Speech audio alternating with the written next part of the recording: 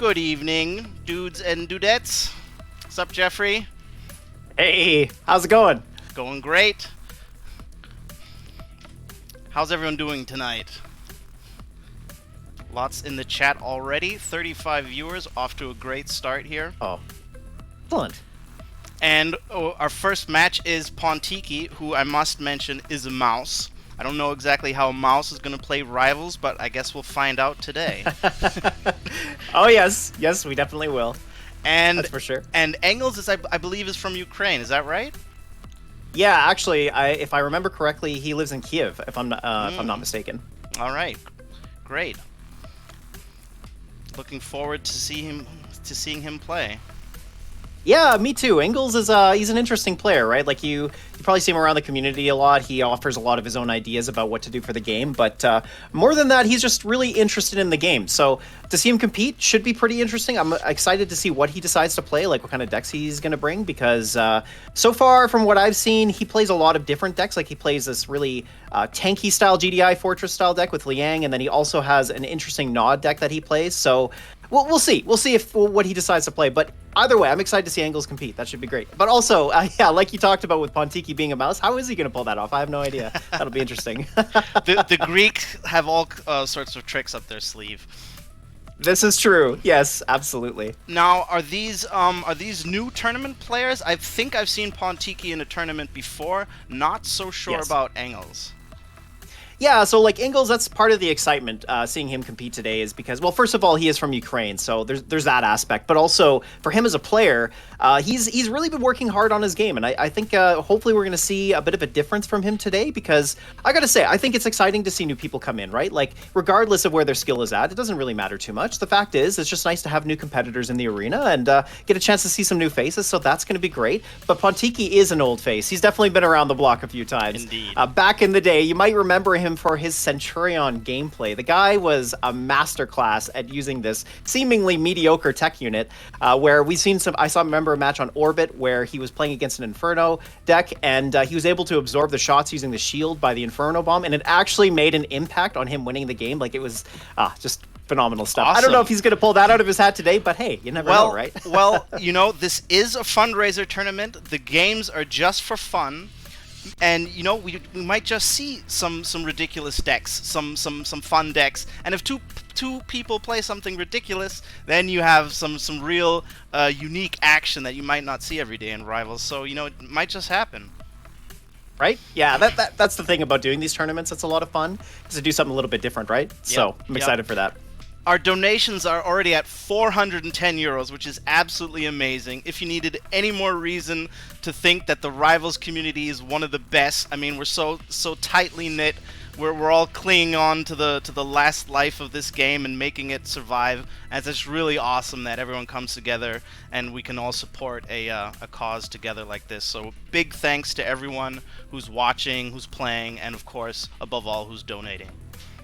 Yeah, exactly. It just highlights the international component of the Rivals community and just how everybody gets together to come and have some fun, right? And yeah, I have to agree with you. I think the community is fantastic. It's probably the best part of the game for me, at least. So yeah, it's just a lovely showcase for sure. Absolutely, it is a great part.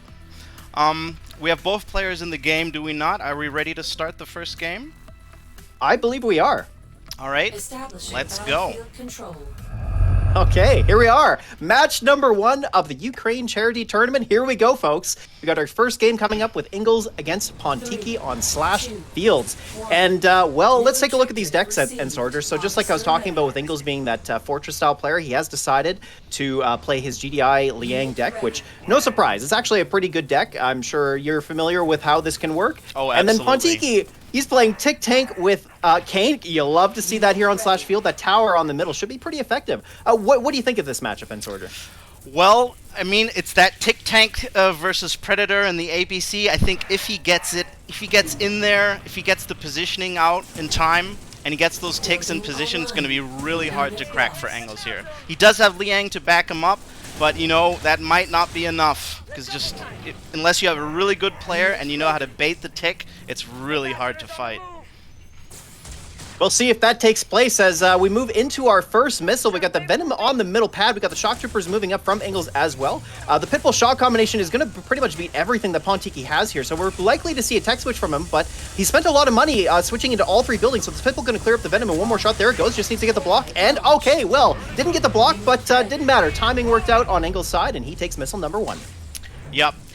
If it's hard to get first missile with the tick tank because you have to get into position, you have to have the money for the tick, and you have to get it out there while defeating all of these little units in the early game. So it's usually by the time the second missile comes out that you have the position. As we can see here now, he takes that middle position with the tick, and now Engels is on his back feet and has to respond. 100%, yeah. Gaining map control with the Tick Tank deck is key. As you said, getting the Tick Tank into position first without taking extra shots is so important because as soon as it's burrowed, it effectively has 6,000 hit points. Now, for a relative number, Mammoth Tank has 6,900 hit points. So you do a little bit of thinking about that and you realize Tick Tank's got a heck of a lot of hit points, right? And so yeah, that's really where Pontiki wants to be at. And so far, he might not work out for him as he does need to take these pads. We've got Shocks on the left, we've got missiles on the right, and it looks like Ingles going to take it. He does. Venom just doesn't make it there in time. Unfortunate as Pontiki, well, you know what? Great deck, but didn't play the pads well enough, and that gives Ingles game number 1. Exactly. Yeah, it's a shame there. I thought with the drone that was seemingly wasted with the APC that he was gonna uproot to take down that APC, but that just didn't happen, you know. Yeah, it was kind of unfortunate, right? Because we started to see what we were talking about take place, where the Tick Tank from Pontiki got into position, but then that's all it did. It kind of just took the pad, and then nothing else happened. He really needed to try and secure some of the other pads, which is Engels just took advantage of that right at the last moment. Yeah, exactly. So kind of unfortunate to see that. Pontiki probably is a little rusty in terms of a competitor, but that was only game number 1. This is a double elimination tournament, so believe me, he's got lots of chances to make a turnaround. So yep. And you know, when you fight against Tick, it's a little similar to fighting against MLRS in that you just try to take over the pads that doesn't have the MLRS or the Tick, and that's exactly what he did. You know, he just ignored the Tick in the middle and went for those other pads, and he didn't have enough presence. But you gotta love the deck choice, right? Like Kane Tick Tank on Slash Fields is an excellent choice. Yeah. I think anybody who's looking at this may be learning about how to be competitive in a Rivals tournament because deck choice and map choice are so big, right? Picking Kane Tick Tank made a heck of a lot of sense. Like Pontiki clearly still has that game knowledge from before when he was a top competitor. Because yeah, that was a great choice. But yeah, like you said, I mean, he just didn't really play it well enough. Ingles was very easily enough. He snuck in there and just took it away from him. So, well, we're moving on to game number 2 on the Needle. This should be an interesting match. Yep. Are we ready to go? I think so. All right, let's go. Establishing battlefield control. All right, here we go. Game number 2, Pontiki versus Engels. Engels being up 1, winning that first game on Slash Fields. Now Pontiki looking for revenge. Is he going to take this game and bring the series back? We'll find out. Oh, all right. So we switched factions here, and we've Borka and Jump Jets. Good old classic tough GDI units. Right. Yeah. Jump Jets, you know, they don't seem as good as they used to be, right? After all the nerfs they've been getting, especially when they change from being 50 cost to 40 cost and then they rework them stats-wise to fit along that. Honestly, like, even then they were still pretty good, but now they just, I don't know, they don't really do a whole lot. There are some situations they work very well, and you know what, in a deck like this, I kind of like it because it gives the deck a little bit more mobility just to take a pad, and it's also a bit of a cheaper option than, say, Predator or even Mohawk or something like that, so maybe you get to work a little bit sooner, but we'll see. We'll see if that actually works. Ooh. Chem's coming out, very expensive early play now, and now walking into the boost like that, oof. Not good, and here we are coming into missile number 1. Ingles actually looking not too bad here. Those Chem Warriors are going to be tanky. The drone swarms are a bit of a threat, but they will be able to survive for a good amount of time as the missile gets off here. So here we go. Got the bikes on the far right. Missiles will chew through those. We've got Jump Jets coming out from Pontiki now, which is going to be great. He's going to try and move them over to the far right, I think, but no, the boosted Chem's going to try and get some extra damage on these Jump Jets, but instead Pontiki going to hold the point, and does he get there? Oh, so close! Ingles nearly gets onto that pad with the wheels, which would have stalled the missile or at least maybe flipped it in his favor, but no, Pontiki making a comeback. You'll love to see it. It's that classic GDI combo, drones and Jump Jets. They just always get on the pads, and they're so incessant, they're really hard to deal with. Yeah, they can be. You know, even as weak as they are, like, they can actually go down to, like, a couple of tank shots, but the fact is that they fly, right? And they have still decent movement speed, and the fact that they do almost 400 damage per shot, which is almost double that of a missile trooper, like, it's actually, they're pretty decent in that sense. Yeah. So yeah, towards the end of a missile, they can definitely do some work.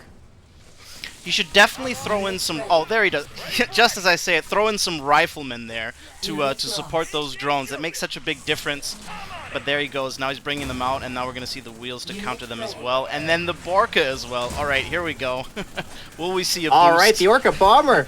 This is what you love to see from Pontiki, because back in the day, he was an Orca Bomber player. Like, he was one of the better ones, and so we'll see if that comes out. So nice clearing there. He did manage to clear out pretty much the middle of the map there, gaining that back map control, but this Phantom chasing it around is a big problem. However, it doesn't matter. He does still have that first missile under his belt. He's getting onto all the pads and get a little bit of a flip here, it looks like. Oh, yeah, there we go. Pontiki, masterclass with the pads at the end here, comes back and wins the game. Well done. Very nice, very nice.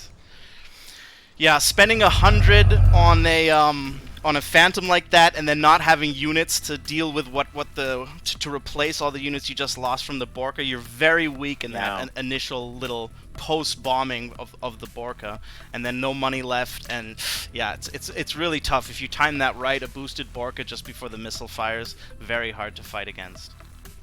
Well, and that's what Pontiki did so well. Like, his timing with the Orca Bomber was always just so. Of course, I should also mention, this was back in the day when Orca Bomber was also a more potent unit. But, yeah, it's exactly as you said. He would pump it out right just as the missile was about to go off. It would clear pads and then just basically flip pads over. It was like a Liang drone almost, in that sense. And, yeah, we kind of saw it there. I mean, the timing was a little bit early on the Orca Bomber, but you could see some flashes of that previous genius, right, with the Orca Bomber, just in terms of pumping it out right at the end, clear the pads, he can't respond quickly enough, and then boom, you've got a missile going. Yep. And so much value to get out of it too, especially with those chems being so expensive. Yep. That's what I really don't like about chems. Yeah. It's just they're just so expensive and they're so slow. They made shocks so fast. It's much easier to get your value out of shocks than it is out of chems.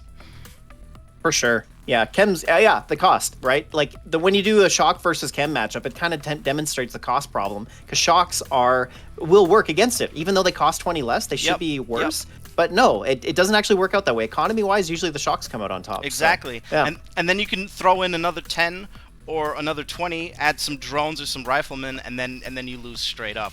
I always say that in my stream. It's very powerful. If you're having a infantry battle like that, just add in some cheap support. Even if it dies, even if you're overly aggressive with it, it's usually worth it just for that extra DPS. Exactly. Yep. 100%. All right, we have our next game coming up. Yeah, it's going to be on Tug of War. Another good Orca Bomber map. I don't see why Pontiki would switch here. Do you? Yeah, I guess if it worked for him the first time, Tug of War. You're right. Unless unless he wants to bring out his famous what was it, Centurion?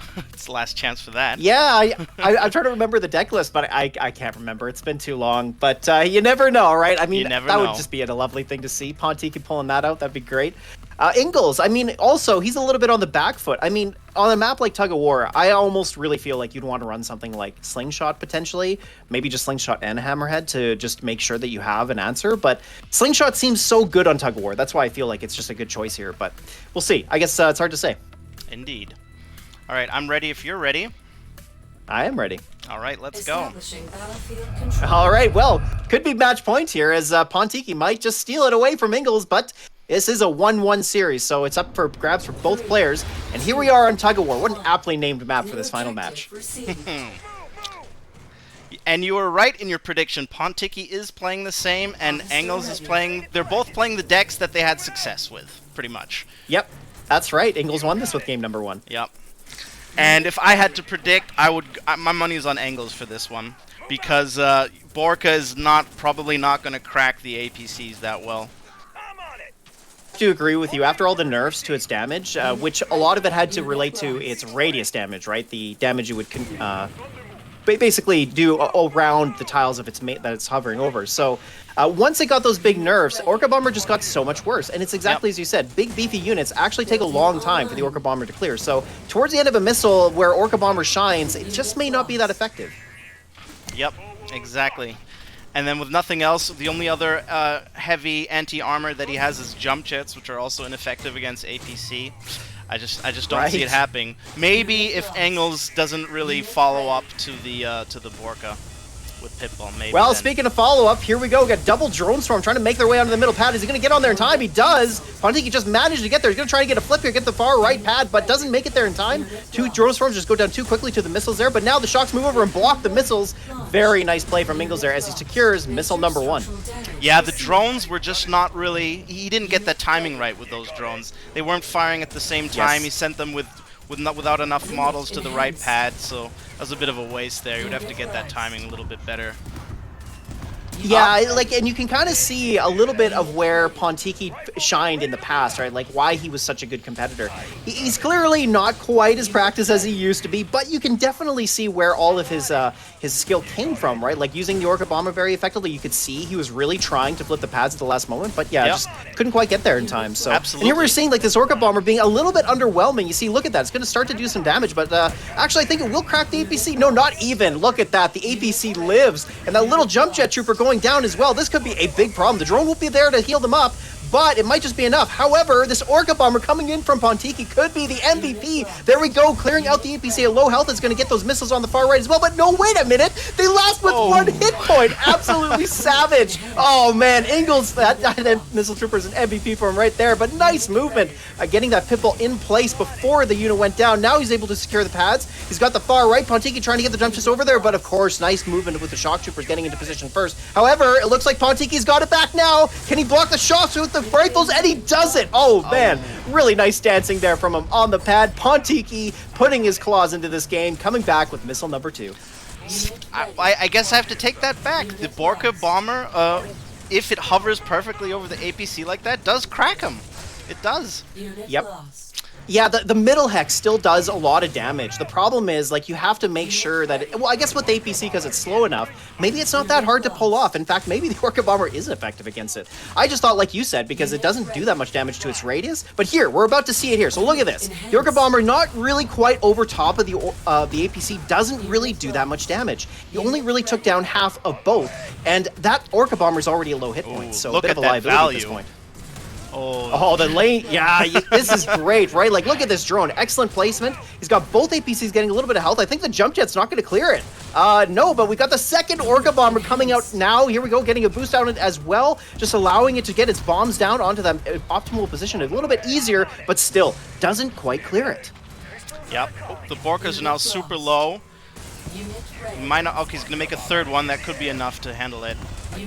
Oh, the Orca Bomber spam on a single Harv. Oh man, Pontiki way up on his economy, managed to make a good case out of it. Here we go. Orca Bomber trying to clear things up, but the missiles are going to clear up that Orca Bomber. Unfortunate as the missiles will clear up the Pitbull, but the dogs get on the pad, stalling it just in time. We've got the shock troopers coming in from behind. Will those dogs last long enough to get there, or will he get the block? Doesn't matter. We've got the drone swarms coming on the far right. Pitbull coming in from behind. The shock troopers, will it last long enough? No, it's just not long enough. The shock troopers are going to chew through these missiles, and it looks like they're going to hold the pad for the day. The rifleman getting some damage as well. This is bad because Pontiki is going to lose that pad, so he moves the drone swarms onto that far left. Pitbull, though, going to be a bit of a problem with these drone swarms on the middle pad as well. Predator coming in. Interesting choice from Ingles there. I'm not sure what the point was there. Maybe a misclick, but either way, it's a beefy unit. It'll hold pads. But that missile trooper about to go down as well. Look at this. All these individual units fighting for their lives, just not able to make a case and try to take these pads over. So far, a really tough game going back and forth. You love to see this. Ingles clearly really making a case for the win. But here we go, and oh wow, the surrender. The surrender. Who surrendered?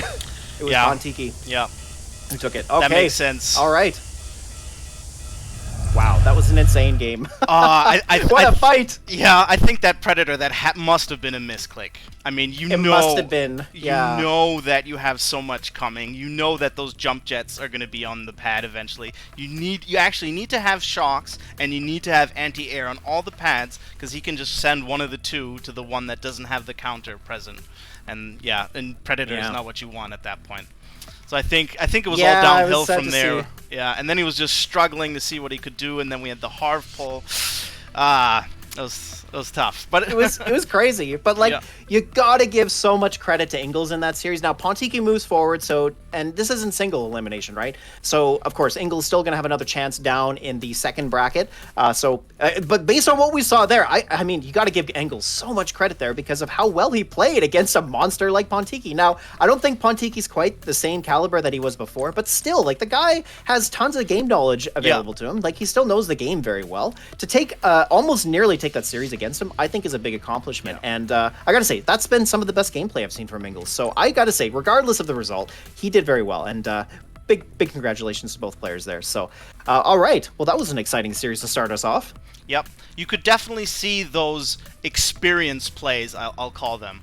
You know, even if, if it wasn't enough to bring him to victory, but the boost on the Borka, you know, positioning the bomb drops, and the attempt at the flips, moving the drones all together in unison, those are definitely more advanced tactics in the game of Rivals. Yeah, like you could see the finesse wasn't quite there for Pontiki. Like I'm sure had it been a couple of years ago, he'd be, you know, a lot more precise with the timing. But yeah, you could see like what he was trying to do. It's exactly like you said. He was really just trying to time the Orca bombers very well. He was trying to flip the pads at the very end. And yeah, like that's stuff that you really should try to do. And it is what sets the best players apart from everybody else, basically. Yeah, exactly. And that's also great to see. All right, we have both players in the game. I think we're ready to start our next match, Samerlot versus Kara I think so. Are you ready, Jeffrey? Let's go. I am. Let's do it. All right, here we go. Our next match, everybody. We got Samerlot versus Kara Cartel, and we're here on 2 fuses. 1. New objective available. Oh boy, look at this. Shade versus MLRS. And, well, I mean, the Shade here has to have a big advantage, right, Entsorger? It's good against Sling, that's for sure. But the fact that you have to fly over the pads here and de-stealth, and you can just, you know, put a unit in front of the Sling, and the Sling covers both pads very nicely. I would give the advantage to the Sling here on this map. You make a really good point there, actually, because one of the issues is that you cannot fly directly over the missile silos. So, yeah, you know what? You make a very smart point there, because you're right, the Shade would have to cover a pad and then basically unstealth itself. And so, you know what? Normally, yeah, Shade would just be an auto win here, but I think you might be right about this map. If it would be a 3-pad map, then probably the Shade. But just here, it just covers too much. There you go. Sling gonna take that dominant position, covering both pads. Air's now shut down, practically. Right, so now Carrot Cartel looking like he's going to have a difficult time moving in. So he does move the Venom in. It's going to go taken down by the slingshot. These riflemen and lasers on the far right just not really going to do a whole lot. But here comes the first Shade. It's going to unstealth, and it is going to EMP the Sling. So I think, and look at that flip. Really perfect pixel flip pad. That was amazing. Just like a perfect flip of colors. You don't get to see that too often, but wow. That was a little bit too far. Yeah, like he overextended that slingshot, right? Yep. Like I don't think he should have moved it onto the far left pad. Yeah, exactly. Or maybe not even onto the pads at all. Where it is now is where it should have moved to. And then sending both shocks to one pad was also a bit of a mistake when you expect that Sling coming in. Yeah, just a little bit slow on the reaction there. Oh, but look at this. The Cane Tower coming down, loses vision on the Slingshot, so doesn't actually able to take it down. Slingshot now in position, but the Shade is going to clear it in one shot, but it's such low hit points. This Talon's just going to turn around and take it out. There we go. Now Talon's coming out as well for that anti-air power. It's a surprising switch from Sling, but I guess he's just concerned that his ground forces aren't going to work. So here we go. We've got MLRS now coming out. That will shut down any bikes coming out. He's going to have to switch over to Shade once again. That is likely going to force a Slingshot from Samerlot, but here we go. So now we've got the Venom coming on the far left. We've got the shocks coming on the far right, but it might be another situation of a flip here. Hold on, the bike's going to try and get onto the pad, but no, they don't. Oh, the timing just didn't quite work out there. Kara Cartel takes a missile, and Samerlot comes back. Missile number 2. Very nice comeback there. It was looking pretty bad. I saw lots of opportunities for Kara Cartel to block him out, but he didn't quite take advantage of them in time. And now with that MLRS in its position and the Sling fortifying it as well, now it's going to be really hard for Kara to do something. Ooh, so he moves the MLRS up onto the far left pad. Of course, it is going to take out the bikes. But the Slingshot, I feel, did take a few extra bike volleys there that it didn't need to. And now here it's moving out of position again. The Shade coming in. Shade's going to take out that MLRS. That's going to be a bit of a loss there for Samerlot as he loses a bit of map control with that. Yeah. He needs to have some infantry hanging around to de-stealth these Shades. or maybe missiles, but the fact that he has jump jets in there and that his talons keep getting a beating, that's what's really hurting him in this deck. Not having any missiles to back up the slingshots. So very desperately, he builds a slingshot there to support the Talon taking down the Shade, and he does manage to do it, but of course, he does need to get onto these pads. Can he get there? No block from the lasers. He does manage to get on the far right pad. MLRS is going to get settled down and take out one set of bikes. Now the Venom trying to move over to the far left, but it doesn't matter. It gets taken down. Holy cow. Yep. Such a close game, and Samurlot just comes out on top. Well done. What a game. That was fantastic. Not bad. Yeah, like, I think there was a lot of misplays by Yes. yeah by Yes, Samurlot, definitely. but the fact like you know, he was on both pads there on the right, and the sling was about to go down by the bikes, but the fact that he just has such a massive map advantage there, and the sling could handle the other pad. Didn't matter that it was on the wrong pad. The sling could handle it just because of its far reach, and the map really played into his hand there. Yeah, he just, like, the MLRS moving around makes some sense because, of course, you do need to protect it. And, you know, the fact that you can't just plant it down and then it eventually gains damage like the Giga Cannon does means that you really do want to move it around. But the slingshot's a little bit different, I feel.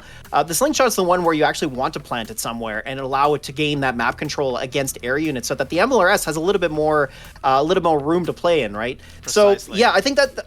That's where Samurlot, I think, fell apart, was he just moved them around way too much and then kept putting them out of position. Oh, I think I lost you there, Jeff. So, oh, no, you're back. Yeah. We just had a little bit of a freeze. All good, all good. Oh, we're all good? Okay, perfect. So we received 2 new donations, 15 from Runner Hey! and another 5 from Karsten Shield. Thank you very much. We're at 430 Oh. now. Almost hit that Wow. 500 Attention. target. We are being followed. Very nice. Thank you very much. Dispatch the welcoming drones. All right, let's get this next game opened up here. Yeah, moving into match number 2, and we're going back to Slashed Fields. So, bit of a different map, of course, from 2 fuses. The big difference is that the missile silo isn't going to be planted right in the middle, so that makes a big difference in terms of what decks will work out here. Actually, I really like the deck that... who was it? Sorry, Samurlot brought. I thought that was a really good choice for the map, like just bringing MLRS. It can work here too, but you know what? Kane is going to be more effective here, so I think he's got to be a bit wary of that. And Shade is going to be more effective here. It can fly in between Yes. the pads now. It can go around back, especially the left pad, very accessible for a Shade if he ever loses control of that, playing on the left side on the left pad or right side on the right pad. Yeah, exactly. Okay, both players All are right. here. I'm ready if you're ready. Let's do it. Let's go. All right, match number 2, folks. We got Samurlot coming up against Kara Cartel. Is he just going to take the series here? We'll find out. New objective received. All right, well, big change-up from both of our players here, Entsorger. We got Mutant Chuggy versus Predator Shock, it looks like. Oh, yeah. Mutant Chuggy. It does have some weaknesses, but if you don't have a good counter for it, or the specific counter for it, it's kind of like a cookie cutter deck, in my opinion. It just works against so much. It's a great all-round deck. Unit ready. Maybe if you have, you know, Chem Tank is really good against it, for example. But Yes. Yep, that makes sense. I learned that the hard way. Yes, you did. That's right. Yeah, you got smashed one game by, I did, was it yes. Boltfire? Yes, something I like remember that. right. Yep. I'm sorry, I remember the details so well. All right, here we go. Well, missile number 1. Kara Cartel looking pretty strong here. Samurlot trying to get his combined arms plan online, but look at that. The far right pad gets taken down. Does take it with the Pitbull, though. So Kara Cartel looking again pretty good here. So I think he's going to take the missile, and yes, he does. Although it looked a little bit awkward there. He moved the Pitbull off the far right pad, and he took some extra damage by the shocks. I thought that maybe he would have just been better off pulling them back there. That way he didn't lose them entirely, and at least they'd still be in battle. But either way, he does get the missile. We're getting pounded. And the emotes are coming to back it up. Oh, you'll love to see that. Oh, the emotes are so great. If it's in But, good fun, yeah. yep. Exactly, yeah. A little bit. You know, I have to say, though, I think the Predator Shock player has the advantage here, though, right? Yeah. Generally, because you just need that little lock on from the Predator, and then only 2 hits on the Chuggy. Right. Yeah, that's that you need less time engaging with your tank, and then your shocks have free range to fight the mutants. That's why I would give the GDI player the advantage. Well, and so far, looking like Kara Cartel's making this work as we get the Shocks and the Predator together, but the Predator tank's about to go down. However, it does move it out of place. Doesn't matter, though. The mutants on the raw rate took him down. Shock's going to clear him out, though. There we go. So now Kara Cartel taking the pads again. This Chuggy, though, a big problem, as, of course, he doesn't have an extra anti-vehicle unit there to take him down. So they got the bikes coming in from behind. Boosted Pitbull as well. Actually, quite like this plays. He is going to be able to clear out the Chuggy and the bikes. The lasers, though, are going to be a bit of a problem here. So the Dog's going to try and take the position on the far left. He doesn't have the middle pad, though. And Samalar looking pretty good here. Just got to get the block with the bikes, and there we go. A little close. surprising there. I thought Kara Cartel had an easy in taking that far left pad with the Dogs, but he just didn't really try to take the pad. Instead, he focused on taking down the militants, which, you know what, in some cases, that's actually the right thing to do. But pretty close there. Pretty close overall. Yeah. Kara Cartel really needs some Predators now, or he's gonna lose all of these Shocks to the Chuggy. There we go. It's happening. It's a little bit overcommitted to the pit bulls when you really don't want to be making pit bulls. That's kind of like a desperation play when you're out of money. Oh, I love this boost on the Predator as we see his stealth tank bikes and a Chuggy out on the field. So very good boost there from Kara Cartel. The stealth tank, though, doesn't quite clear the Predator tank. Of course, the Predator tank's actually quite a good counter to it. So this is great. But he split up his Shocks from the Predator tank. We've got the lasers now coming in. So, of course, it's going to take a bit of time for those Shocks to move back down. He does have a full health Predator tank coming in from behind. So this Chuggy going to be a bit of a liability for Samerlot as we get, like you said, 2 shots, and that Chuggy will go down. So there it is. And now the stealth tank as well, only getting 2 shots off before it goes down. A big value loss there for Samerlot. And, oh, man, the Evo's thrown in for good measure. And there it is. Missile number 3. Kara Cartel takes it. Yep. He got the hang of it in time and got those Predators out, and then it's just really hard to deal with as the Nod player.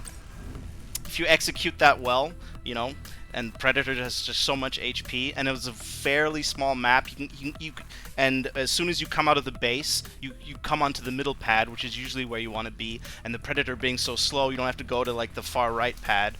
I would say maybe he had a little bit of a map advantage this time, as opposed to Samlot's and the other one. Being followed. Shall I Yeah, dispatch the exactly welcoming right. drones? Like Kara Cartel brought the right counter for the decks. I mean, Predator Shock, and on a map like this where Slash Fields is so wide open, combined arm decks, that's where they work the best. So really what happened here is, of course, Samalot brought a really good deck from the map. Mutant Chuggy on Slash Fields where it's all wide open, the pads are relatively close together, not hard to put your mutants and Chuggies together to make sure that you get lots of value. Yeah, good pick. But then really Kara Cartel brought the better counter, which was Predator Shock. And as you said, it's kind of like a one-size-fits-all type of deck where it really can deal with just about everything. And it's better against certain things than others. Like you've got Talon to deal with Inferno instead of something like Hammerhead. So that's a little bit sketchy in that regard. But regardless, it is like a good deck in terms of you might be able to win against every matchup that you play against. But yeah, Predator Shock, that was just a good showcase of how that matchup goes. And yeah, I got to give a lot of credit to Kara Cartel for bringing the better deck. Yep. I mean, and you never know what your opponent is going to play, necessarily, but he was just in position at the right times. He pulled off the micro, he kept his units together, and you know, Stealth Tank really doesn't do very much against the Chuggy unless it's, you know, wide open in the open. And that wasn't. Yeah, really it didn't have any good targets either, right? Yeah. Like it would have dealt with Talon, Yeah. which I mean, it's not a great answer for it, right? You usually want to use bikes for that. So. Yeah, it's kind of, I think it's also a little bit of a desperation play. It's the Nod desperation play where you know, you make the stank when you actually want to be making more mutants and Chuggies, and when the GDI runs out, they make pit bulls. That's how that plays out. Exactly. We have we have 2 more donations, 10 euros from Scott. And another 10 from Falke. Thank you very much. That increases our pool. We're now at 440. Very nice. Awesome. Oh, that's amazing. Thank you, guys. All right, the players are in the match. I'm ready if you're ready. Let's do it. Let's go. All right. Establishing Game number 3, and of course, you'll love it when a series goes to this. We got 1 win on both sides. And, of course, another aptly named map, the Great Divide. Very similar to Two Fuses, actually. Of course, the rock placement and the pads are different, but, you know, kind of a similar feel for the map. And, yeah, actually, because of that, not surprised to see Samalot bring another MLRS deck. MLRS is quite good on this map for similar reasons to Two Fuses. And Kara Cartel bringing an APC deck, which it's actually a lot like Suzaku APC, except, well, some very key differences. No Drone Swarm there. We got Talon instead, and then War Dogs instead of Riflemen. And no missiles, so that's interesting. Yep.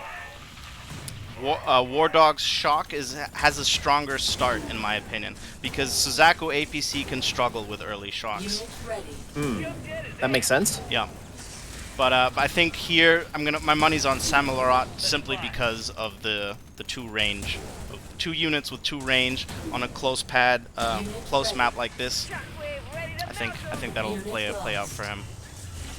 All right, well, here we go. Kara Cartel securing the far right pad with the, or sorry, that was Samalar with the far right pad on the jump jets, and then Kara Cartel fighting for the bottom pad here. Got the Piffle with the dogs just securing things up, and we see that Shock Trooper making its way around the back. Does get there in time. Nice turret placement as well, as that's going to stop units from Samalar's getting onto that pad as well. But the Shock Trooper is not going to last long enough. I think the jump jet will clear it. There it goes. Of course, the War Dogs were there to support that, but here we got fresh shocks coming out. Going to clear up those jump jets, and now he should be able to take the point. The Talon, although it will be able to get onto a pad, doesn't matter. The bottom pad is fully secured by Kara Cartel, so there we go. Here takes missile number 1. Yeah, takes a little bit longer to really build up your light fortress deck, your MLRS, and get everything in position. But once you do, you come back with full force. And so now that he has the MLRS, he just needs to get those supporting units, and Kara Cartel he needs to go into air now, and he's not prepared for that. So I think this MLRS is going to do a lot of damage here. Yeah, look at this. He built an APC instead of building his helipad, and he would really love to have an Orca right now. Let me tell you, that APC just getting absolutely chewed up by double MLRS. There's a savage beating for Kara Cartels. That was 90 tip just down the drain. And now Samalar inching forward. He's starting to gain map control, and that's exactly what he wants. So this is starting to work out. His game plan's starting to come online. And here we go, another APC coming out. I don't know what Kara Cartel was thinking there, sending it right into the APC. Oh gosh, you gotta feel bad for the APC driver, man. That just feels bad right there. And here we go, taking the pads. We got the Pitbull trying to clear up the dogs, but it's not gonna be able to do it in time. And there it is, Samalar coming back with missile number 2. Very nice play there by Samalarot. The fact that he goes and tries to conquer one pad at a time. He doesn't split his forces, and he just grows his force from there. That's the exact way to play it. Exactly. Yeah, I mean, and look at what it's doing for him. He's able to get 3 MLRSs out onto the field, fully realizing that Kara Cartel has not built out a helipad, but now he has. So this could be a real upset here for Samalarot if he does see an Orca, but man, Slingshot coming out and in position, this isn't looking good. He's expecting the air. Oh. Considering that he built 3 MLRS, I thought, okay, wait, he doesn't expect any air at all, and he's doubling down on ground. But now he makes that preemptive sling. That could make it very interesting. Now, a bit of an unfortunate loss is his MLRS on the top part of the map went down. So, of course, now he's back to trying to turtle on this bottom pad, and that's what he's kind of doing. He didn't have shock troopers there as well, so those missiles just very easily got at the MLRS. So, a bit of an unfortunate loss there for Samalarot, but it doesn't really matter too much. I mean, Kara Cartel's not really pushing at all. This turn placement here is very strange here as it's put towards at the beginning of this missile. And now, this is starting to turn into a game of who's going to camp better. Yep. We're almost at 4 minutes here. But you can just see this deck really falls apart when you don't have the protecting units with it. And because he's just really taking his time by inching out onto the next pad once he's just full dominance of the other pad, is making it really hard for Kara Cartel to crack it. Because he just has everything nicely together. Yeah, and that's kind of where Samalar wants to be, right? Like, he is playing a Fortress-style deck. Granted, it's not full-on Fortress. Right. He's not doing the full package, but it's enough of it that, yeah, exactly. Like, this is kind of where you want to be. And nice. Like, you got that Slingshot boosted, pushing back the Orcas. Now he's got double Slingshot back. And actually, I think this makes a heck of a lot of sense. Because Orca is really your biggest threat. So as soon as you shut that down, your MLRS should be able to deal with everything else. And that's kind of what we're starting to see happen. Yep. And now he has double everything. When you get past a stage in the game where you have double everything, it just gets infinitely more difficult to crack. That said, though, you got to give a lot of credit here to Kara Cartel, still trying to fight for the win, as he does have a defensive position Talon, but the Slingshot moving up here will clear it up. So the Talon going down at the same time, though, doesn't matter. Slingshot does take the pad, and, well, Samalarot comes back, winning missile number 3. And the emotes. Yeah, it was that was kind of an awkward game towards the end of that. I mean, it kind of looked like Kara Cartel just didn't really know what to do. He built like too many APCs, like he threw them into double MLRS and did some other very strange things. So it just seemed like he really wasn't sure what to do. That's kind of my impression. Yep. Well, one of the strategies that you do when you play MLRS and Tick for that matter is because they are unit relies on being in the correct position and staying there, going after the Harvester is a very effective strategy. And he did that. Kara Cartel did attempt that. But because the map was so in his favor, he could just defend the Harvester with the MLRS at the same time, and with the Sling. And so it was just a better deck for that map.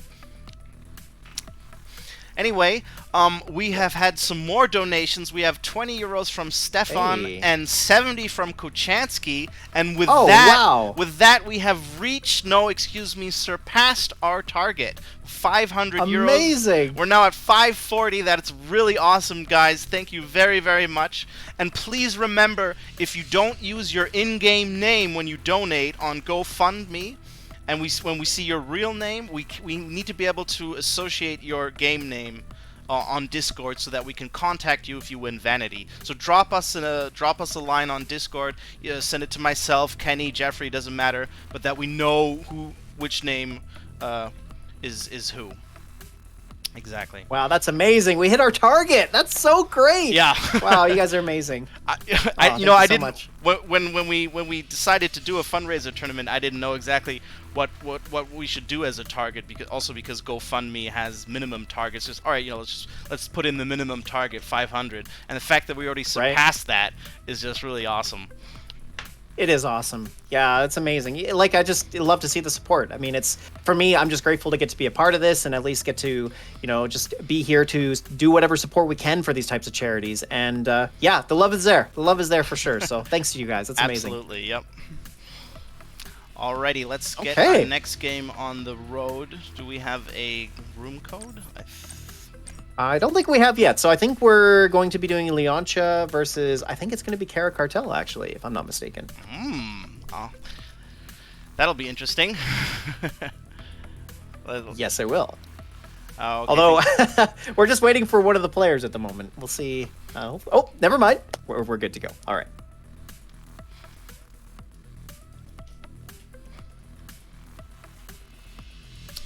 Oops. We don't have a room code. Or did I miss it? I think it's going to be ready here just in a moment. Oh yeah, by the way, guys, so just while we have a moment here, so of course, this is an event put on by Legion, and if you do want to support us, we do have some really sweet merch as well. We have these really great Legion t-shirts that you can buy. They're really good. Oh, you have one if you're on interested too. in supporting us, I do. Yeah, we're both wearing our. Yeah, I didn't Legion see it shirts, because right? it's a little bit underneath your face on the mic. Yeah, hold on. There we go. Now there we go. Represent. But yeah. Absolutely. So guys, if you like what we're doing, of course, we want to continue to put out tournaments. I think we do have some more events planned, but as always, a lot of our events are supported by the community, and that's how we're able to do them. So by all means, if you want to support us that way, we always appreciate it. Exactly. Oh, and we do have a room code. Also, they're comfy. The premium tee is very nice. Yeah, actually, yes, good point. If you do buy a shirt, don't get the classic. Yes. I highly recommend the premium. The material is way nicer. Yes, they're not. It's not significantly more expensive, but it's absolutely worth it. It is. Yeah, definitely. Okay. Oh, I think we're ready now. Both players. I think we are. I'm ready if you're Just ready. like that. Let's do it. Let's go. All right, our next match for you, Leoncha, and featuring again Kara Cartel. You'll love to see it here on Open Prairie. And you know what? I don't think anybody's playing Kane, which I'm a little sad about, but it's going to be a nice Inferno match, it looks like. Yep. Let's see what Leoncha's rival Solver can do for her in this game. And inspire. Yeah, no doubt. Strategy yeah, solver. Where's your anagram solver now? This rival strategy solver. Oh, you love it. That's great. Yeah, I mean, so you look at this, right? And the one thing that I have to say for Leoncha, she has no stealth tank or phantom. She's relying heavily on lasers and bikes. And I guess the idea is that allows her to put Scorpion tank into her deck, which I gotta say does give her a better early game, because obviously, what does Kara Cartel that'll shut that down effectively? He's really only got Inferno. So if Leoncha gets an early tank out, that could be a problem. But then as things switch into the late game, it seems like Kara Cartel is going to be able to secure the Inferno value a little bit better. Leoncha has to get map control fast, probably has to harass the Harvester with the tanks, and use that tank advantage while she can, because otherwise Infernos are just going to take over here, man. I don't see any way around it.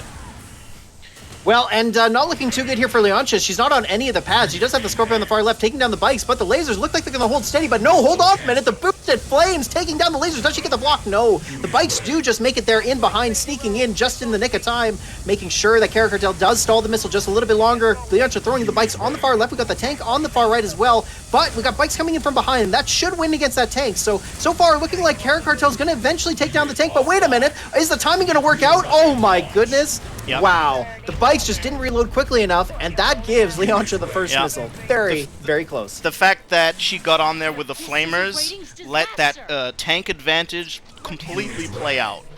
So she has this early Right. game as to be expected, and now she has to keep on the pressure. She has to move in fast. Let's see if she does that. Yeah, and so like right now she's got a pretty good position. So she got Tank Flame up on that top pad, and we see Kara Cartel saving up money, and there it is, the first Inferno coming out. So Leontia now building into flames. She's used that pop cap, that precious pop cap, on an anti-infantry unit when there's a big fat Inferno on the field. But hold on, is Kara Cartel going to lose it to these lone bikes? And it looks like he might. Oh. Oh, does get the flames and doesn't get the tank. Oh, it just didn't quite angle enough. It looked like it might have, but didn't quite get there. So, but does take down the flames. Another Inferno coming out, getting down another set of flames. And generally, that's how you want to play Inferno, right? You build one Inferno, a couple of them, and a lot of lasers. You just take down all the laser counters. Exactly. Which is why I'm surprised that there's bikes coming out and it's not lasers. Ooh, the bikes go down on the middle pad. This Inferno goes down to the lone bike, though. She We see a bit of a takes flip. it. Oh my goodness. Yep. Oh, that lone bike just got a promotion today because Leontia won the game as a result. Amazing. Wow, what a close game actually. You have to admit it. I mean, it was a 2-missile game for Leontia, but overall very close. Very nice. Yep. She played that fairly well. I was very surprised at the amazing micro that she had. She moved in. She pressured the Infernos at the right time. She got that last hit on that Inferno as the bikes also died. She got, it was huge. If the Infernos would have survived their shots, killed their targets, and it doesn't matter if they have only 1 health after they kill their target because they're still there occupying the pad, but she got them down, and I think that the fact that Kara Cartel didn't keep them together, keep them protected enough, he was out of position there, he flew all the way through over those rocks to try and get those flamers. You should let the missiles do the heavy lifting, and the Infernos support the missiles, and not the other way around. When the shocks move in, or in this case the flamers, to oppress your missiles, that's when you go and you kill them with the Inferno. And he was just being too aggressive with the Infernos, and he lost the advantage that he had in the late game. Well said, Entsorger. Yeah, completely. Just pushing up those Infernos so much really made it easy for Leontia to take them down without using something like Stealth Tank or Phantom. And because, I mean, there was a point there where we saw 2 Infernos on the field, and at that point you think, well, Kara Cartel's actually got a big advantage at this point. Yeah. He squabbled it, right? Like he lost it because he pushed them up too far. They went down too easily, and like you said, he didn't support them enough with lasers. So he kept building bikes, and I often feel a temptation to build bikes when I have Infernos out because they get to the pad so fast, and because he was already struggling with his Inferno there, maybe he felt the need to build bikes because he was losing his Infernos. But if you're just not that aggressive with the Infernos in the first place, then you can take your time until the lasers get there. Yeah, exactly. So, all right, we're just waiting for you, Entsorger. Yeah, I need a second because we have more donations. Oh, wonderful! Yes. All right, let's see. K9 GSD 2000 with 10 euros, Dennis with 20 euros, and Andre with 20 euros, and that brings us to 600 already. That is absolutely crazy. As you know, the Red Cross, the Ukrainian Red Cross, is going to get all of this money. We're not keeping a single cent. This is a complete donation fundraiser, and that's really awesome. That's amazing. Yeah, 100%. Thank you so much, guys. All right, is the game ready? Let me just join. Yep, we're ready to go. Hang on, I have to get the room code. 1 second. Alrighty, I'm ready. Let's go. All right, let's do it. Okay, here we go. Leoncha coming out with a great victory in game number 1. Puts her up 1-0. But here we are on Great Divide, which is a very, very different map from what we've just seen. And also some very different decks. Oh yeah, laser drones and slingshot. All right, those units will cancel each other out nicely. I mean, the slingshot's got to have the advantage, though, right? Like, Sling's got to be able to beat down tons of laser drones all day long, especially on this map. Yeah, definitely. Caracatel learned the hard way about playing on this map, you know? And so he's like, all right, if you can't beat him, join him. And that's what he's doing here. Yeah, 100%. Like, MLRS on this map is a good choice. Exactly. Sling MLRS. All he needs to do, he needs to get down, get that combo out, and then protect it with, you know, some dogs or some flamers, and then it's smooth sailing from there on out. Right, and so far what we're seeing here, so Caracartel got that MLRS out pretty early. Does have to back it off here because, of course, the laser is a bit of a problem without the shocks to protect it. But here we go. He's getting it into a better position now. The bikes are going to get one volley out, but it won't clear it, so it will survive. But the flames on the far left are going to be a bit of a problem. So now he's starting to get a little bit of a better positioning here. We got the dogs on the far left, and now with the shocks on the far right, this should give him the first missile here. Although, what's he going to do with the bikes? Will Leon should try to move up and take down the MLRS? No, unfortunately, the MLRS was fully reloaded, so takes down that as well. Leoncha losing first missile. Got a lot of value out of that turret, although I was wondering, why would you play turret? I mean, turret is fairly good on this map, for sure, but it's just really not that much of, doesn't really complement the deck as much as a boost does. But, you know, it worked out for Kara there. Got those two flamers in one. I mean, I suppose just being able to deny a unit from getting at an important key part of your strategy, like the MLRS, could be very important. I've seen a Juggernaut deck play that same way, using the turret to use it as a blocker. Although I have to agree with you, I think having the boost on the MLRS just to increase its reload time is just more impactful in the end. I mean, he has dogs, right? And dogs are such fantastic blockers, so cheap. And they're fast. Right. Kind of don't need a turret here if you play it well with the blockers.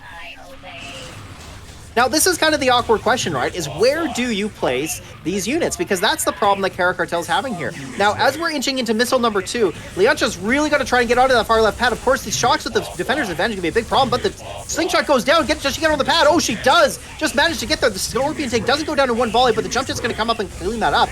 And looks like it's just a matter of time. There it is. Yes, Caracartel takes the second missile 2 in a row. A bit of a contrast from that first match we saw. Yep.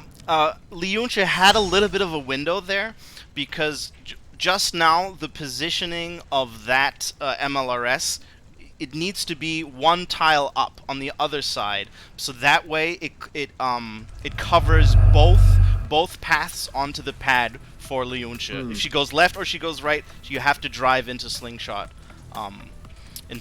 range. But because it was on the lower left part, she could have occupied the top right pad of the missile pad, but then we saw the jump jets come to complement the MLRS, and then drones being shut down. What you kind of have to do there to really beat this, because Caracartel's deck just really trumps almost everything that she throws at it, you have to make it a shock war and then move on from there. Once you win the shock war, then you can push in with like missiles or something that that Caracartel does not trump. That makes a lot of sense. Yeah, actually, if Leoncha had gotten had won the shock war, that would give her a lot more map positioning, because then at least she would be able to control that part of the map. Because, yeah, I mean, the tech switch, I believe, from Caracartel at that point would be Talon. And Talon isn't the best tech switch. Like, if it was Drone Swarm would be more of a pest. Talon, I mean, it does have good infantry damage. It has the same as Riflemen or Militants, just to give you an idea. So, actually, it is a bit of a threat, but it's just not a very quick threat. So, that would be the big problem there. So, I have to agree with you. I think, yeah, had she done that, that would have put her up way ahead. And, you know, maybe I'm thinking too far here, but maybe that was Caracartel's reasoning for putting in the turret, because that was his really the only weakness to that deck is if you lose the shock war and then you can just build missiles, he can't he can't return from that very well. That's true. Yeah. Yeah. I mean, it obviously was just like a great commander for the deck, or no, sorry, not for the deck, for the map. But yeah. Yeah, but you're right. Like in that sense, it makes a lot of sense too. Yep. Well, either it was their strategy or they now have another great strategy thanks to us. Either way, right? Great plays. That's right. And it was tune in for all the great tips. Absolutely. Good stuff. Well, so we're just waiting for our players here. Looks like they are joining in. We're going to be on Rorschach, which is going to be very interesting. And, well, I'm ready if you are, Entsorger. I'm ready. Let's do this. All right, let's hit it. Establishing battlefield. Here we go. Match point. Both players have taken 2 missiles in a row in both of their games, so that's really interesting to see. And we're going to find out what's going to happen here on game number 3 as we move on to Rorschach, a very different map from what we've seen so far. Citizens. Oh yeah, Infernos on both sides. I'm surprised Leontia didn't go Inferno earlier. That would have made a huge difference if she would have had that in that other match. But Yes, I agree. yeah, and then. But we do have a Phantom on the other hand, so if it turns into an air war, Kara is ahead. So we'll be exciting. Yeah, that's for sure. he does have Chem Buggy in this deck, which is pretty good. Like, again, so the thing here is Leontia's got the early game down. She's got the tanks to counter pretty much everything that Kara Cartel has. He's going to have to rely heavily on getting into Inferno to take that down. But, you know, really one thing that I think Kara Cartel's got to be wary of is stall. Like, I think he wants this game to go on as long as it can. Yep. Exactly. If he gets that combination out and Leontia doesn't, we have that pretty much the same composition as the first game, where Leontia has that early game and needs to, although she has Inferno as well, she needs to keep on the pressure.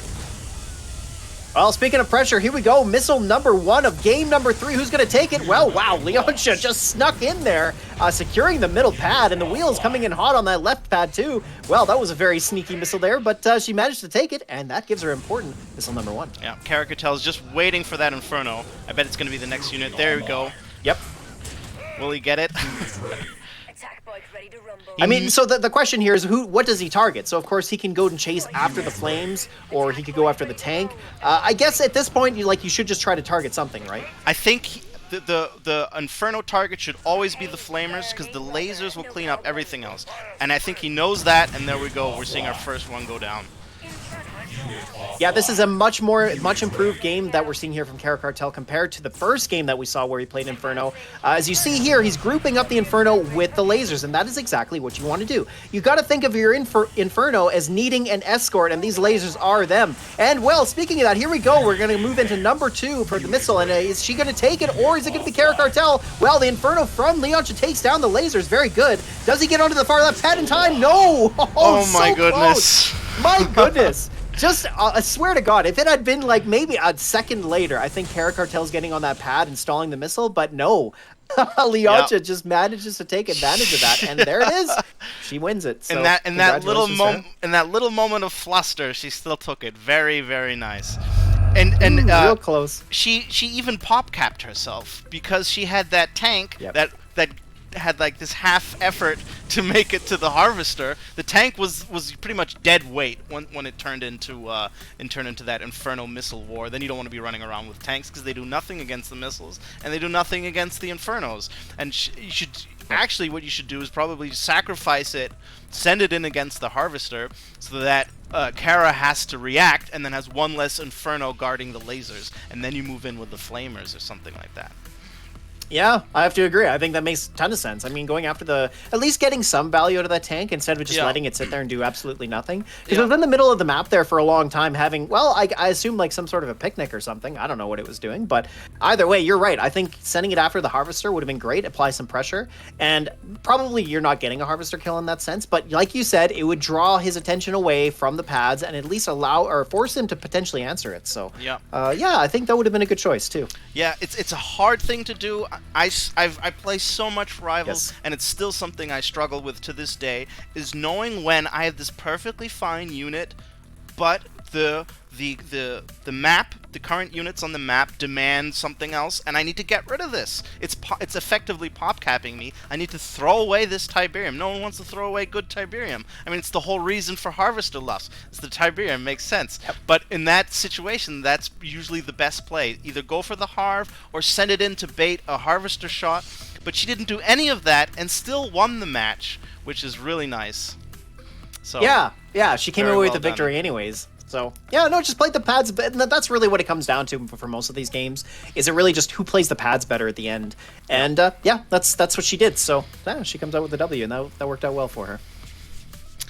Alrighty, username error, whose name is so long that it almost overlaps everything.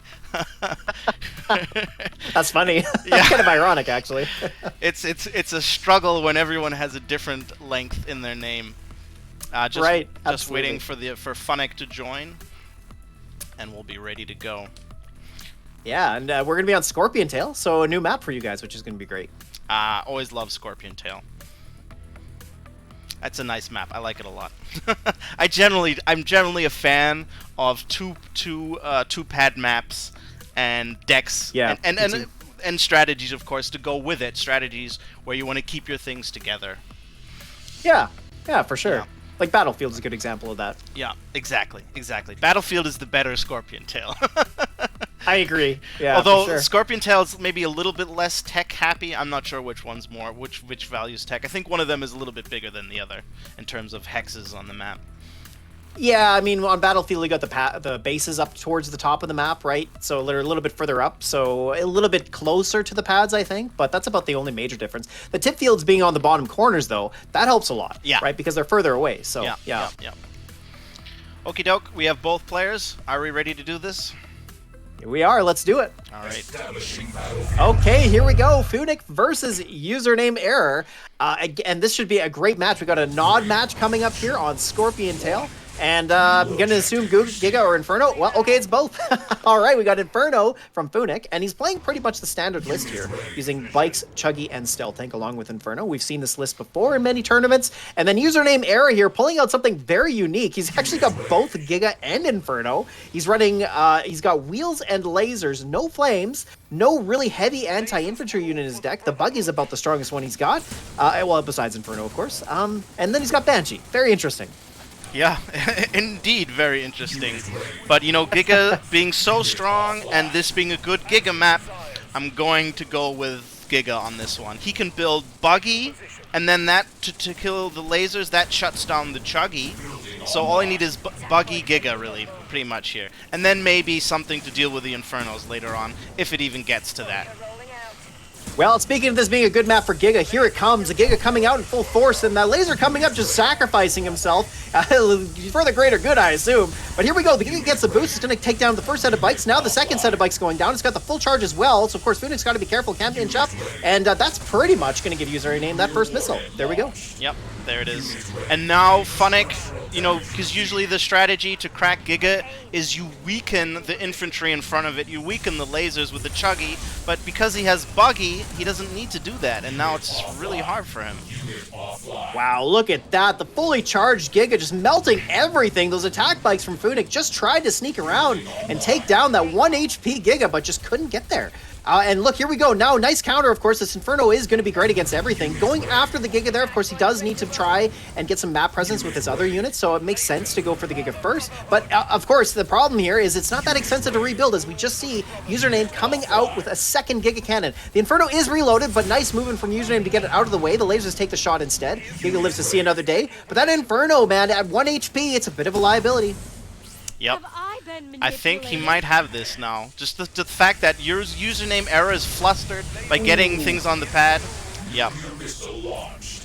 Yeah, look at that. I mean, Funnick just had the positioning. The Inferno did actually what it needed to do, which was just shut down the Giga. Username kind of left that Giga out cold and just didn't really do enough to protect it. So, yeah, there was just really not much of a way for username to get onto the pads, and that's kind of an unfortunate thing to see, losing all that map control. Yeah. Probably the better play would have been to just I mean, he lost the Giga anyway. Probably should have sacrificed it with a boost and at least maybe taken out the Harv. And then now the fact he doesn't have any bikes really to deal with all this stuff. You know, and then he's not building air, he's not building Banshee. He just can't find a foothold here anymore. Ooh, the Inferno gets the boost, but gets taken down by the lasers. Really unfortunate. Funnick was really hoping to snipe that Giga, but just couldn't get there. Now, Giga doing what it does best there, getting some really good value against everything on the field there. Giga Cannon in a really good spot as well, is able to cover most of both of the pads. Banshee here actually kind of being a bit of a problem, just blocking the spot in front of the Giga, but doesn't matter. You see the lasers inching up forward now. However, the Inferno taking it down is huge as we're moving into the final missile. That could be game, as he's got all three pads on the bottom hex, and there it is. Really well done there by Funnick. Very nice, very nice. I didn't think it would happen, but Funnick did it. Yeah, I have to admit, you know what? I really thought that Funuk was gonna have an easier time winning that game, but no, you made a lot of good points about the like just Giga being really good there. Yep. I like we never saw Inferno from him, right? So really, it was a Giga deck at the end of the day. But I mean, I suppose it's just a nice tech switch to have. Too bad though, because he had that deck slot used up by it, right? Yep.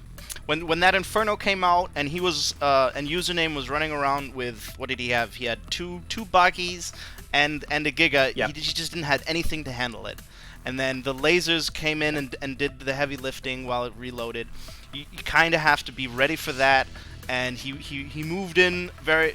He was trying to get the Harvester, didn't get the Harvester, lost everything. You know, you either you move in, you do a Harvester pull and you get some value out of it, or you refortify your position, you stay in the middle, and you be ready for whatever comes. If you would have, like, say, if you would have put the Giga right back on the pads in the middle, on the back of one of the middle pads, and then had the both buggies in front of it, and the Inferno wants to fly over, the damage it would have taken across all of those hexes, it probably wouldn't have been doable. But because he was in front of the base, that gave him enough time to get in and out, quick 20-minute adventure, and Exactly. and survive. And that was the mistake. I think that was one of the key mistakes in that match. For sure. I mean, super strong units, but hard to play right, as you're hearing from Entsorger here. So yeah, absolutely. Well, and I mean, it's going to be interesting to see what the next game's going to hold. I mean, what does Username do? Does he change things up considerably? Because he did come pretty close. Like, it might be just a matter of I adjust a few things here and there, and maybe I just go back to that same deck. Because we're going to be moving on to Eruption, which actually will work for both of those decks. It's a pretty open map, right, with the 3 pads up at the top. So again, could work out pretty well for him. Giga, I don't think is that great on this map, so I think Inferno would still be a good choice, and maybe Giga not. But yeah, I mean, it'd be interesting to see what kind of decks they brought forward for us. So yeah, I mean, Giga can absolutely work. I think the problem with that deck is you need something snappy to support the Giga. No Stank, yeah, no Inferno, you know, just Banshee and Buggy and lasers and bikes. That's not gonna. Oh no, he didn't have bikes, did he? No bikes. And that's just not gonna cut it, because you need something. You need burst damage when you have a high value OP glass cannon like Giga. 100%. Yeah, exactly. The G in Giga stands for glass. Yeah, yeah, for sure. All right, we have both players in the match, and we're ready for our game on Eruption. Let's do it. Okie doke. Establishing battlefield. All right, here we go. Game number 2. Username looking for revenge as he's going to try and get his first victory here in the series. And oh, you'll love the emote right at the start. You know what? I think he might have just won the game right there. And return emote. You'll love that. I honestly, I love the emotes in this game. They're just so cheesy that they work pretty well. I wasn't a fan of them when they first came out, but over time they've really grown on me. Absolutely, I agree. Especially once you know people in the community better, and no one's anonymous really anymore, and they can be a little bit more. They're a little bit more lighthearted than they used to be, and especially now the game. It's not high stakes anymore. It doesn't feel like it. They've grown on me. For sure, right? Now, so looking at this, so it was just like I thought. Username Errors decided to bring the exact same deck. And you know what? I was thinking in that first game, if Funuk had brought something like Mutant Juggy, boy, Username's going to have a real hard time because he doesn't have any heavy anti-infantry. He doesn't have any flames. He doesn't have venom. He's only got Buggy and Wheels. And then, of course, Inferno and Giga. I mean, Giga, I guess, I don't know what you call it. It's not an anti-infantry unit, but it kind of is. Yeah. However, the problem here is, like, I think what Funuk's going to do very well, he's pushing these mutants up. It's going to give a hard time for Username to get that Giga online. As we see, he's now actually gone to Inferno, which is a big change from the first game. Taking down just 2 militants there kind of feels bad as well. Uh-oh, here comes the Stank. Oh boy, is he gonna get it? And he does! Oh, huge loss for Username, losing that first Inferno, as he's only on a single Harvester, so that economy loss is going to be absolutely huge, and for sure, this is gonna just secure missile number 1 for Funuk. Right, as if Funuk didn't have enough deck advantage. Now, I don't see any coming back from this now. Now this is just gonna be a slaughter. Maybe if he gets a couple lucky Inferno shots.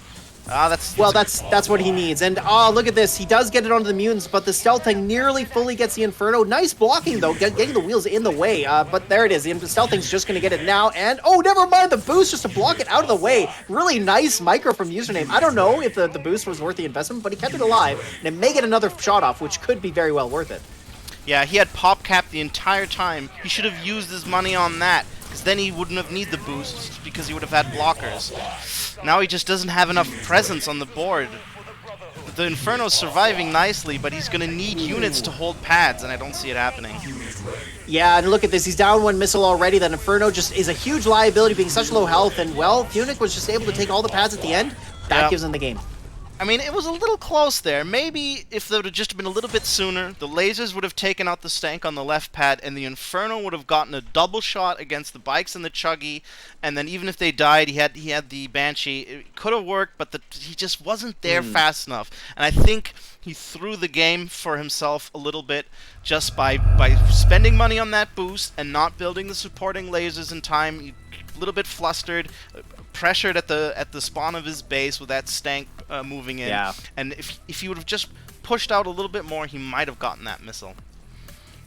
Yeah, you make a good point there, right? Like, he was so focused on the area next to his base because he was really heavily protecting that 1 HP Inferno, which, I gotta say, you know what? You'll love to see that kind of stuff because clearly the guy's played a lot of Inferno. I mean, he was able to move it out of the way in time so that it didn't take a shot from the stealth tank. It stayed alive. So there was clearly, you could tell, there was a lot of skill and talent and practice using that deck. I think you're right. The problem was that he just focused so heavily on what was going around his base, and then he just didn't properly support his units that he never really got back to the pads, and then the game was over. Yeah. So exactly. We have 2 new donations. The Space Pope with 10 euros. Very nice. Thank you very much. Amazing.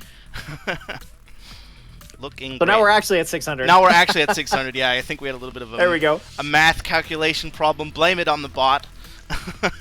But now, right? Yeah. Now it's correct. For sure.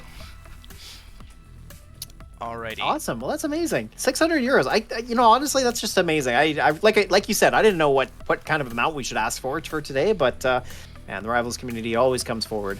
Yep, and every little difference counts. And I mean, if you think about it, this could actually save a life. If they have more medical supplies, if the Red Cross gets this money, they might have a little bit more supplies at the right moment, at the right place, right time, right place, and that could actually save a life. And that's a beautiful thing when you think about it. Absolutely. Yeah.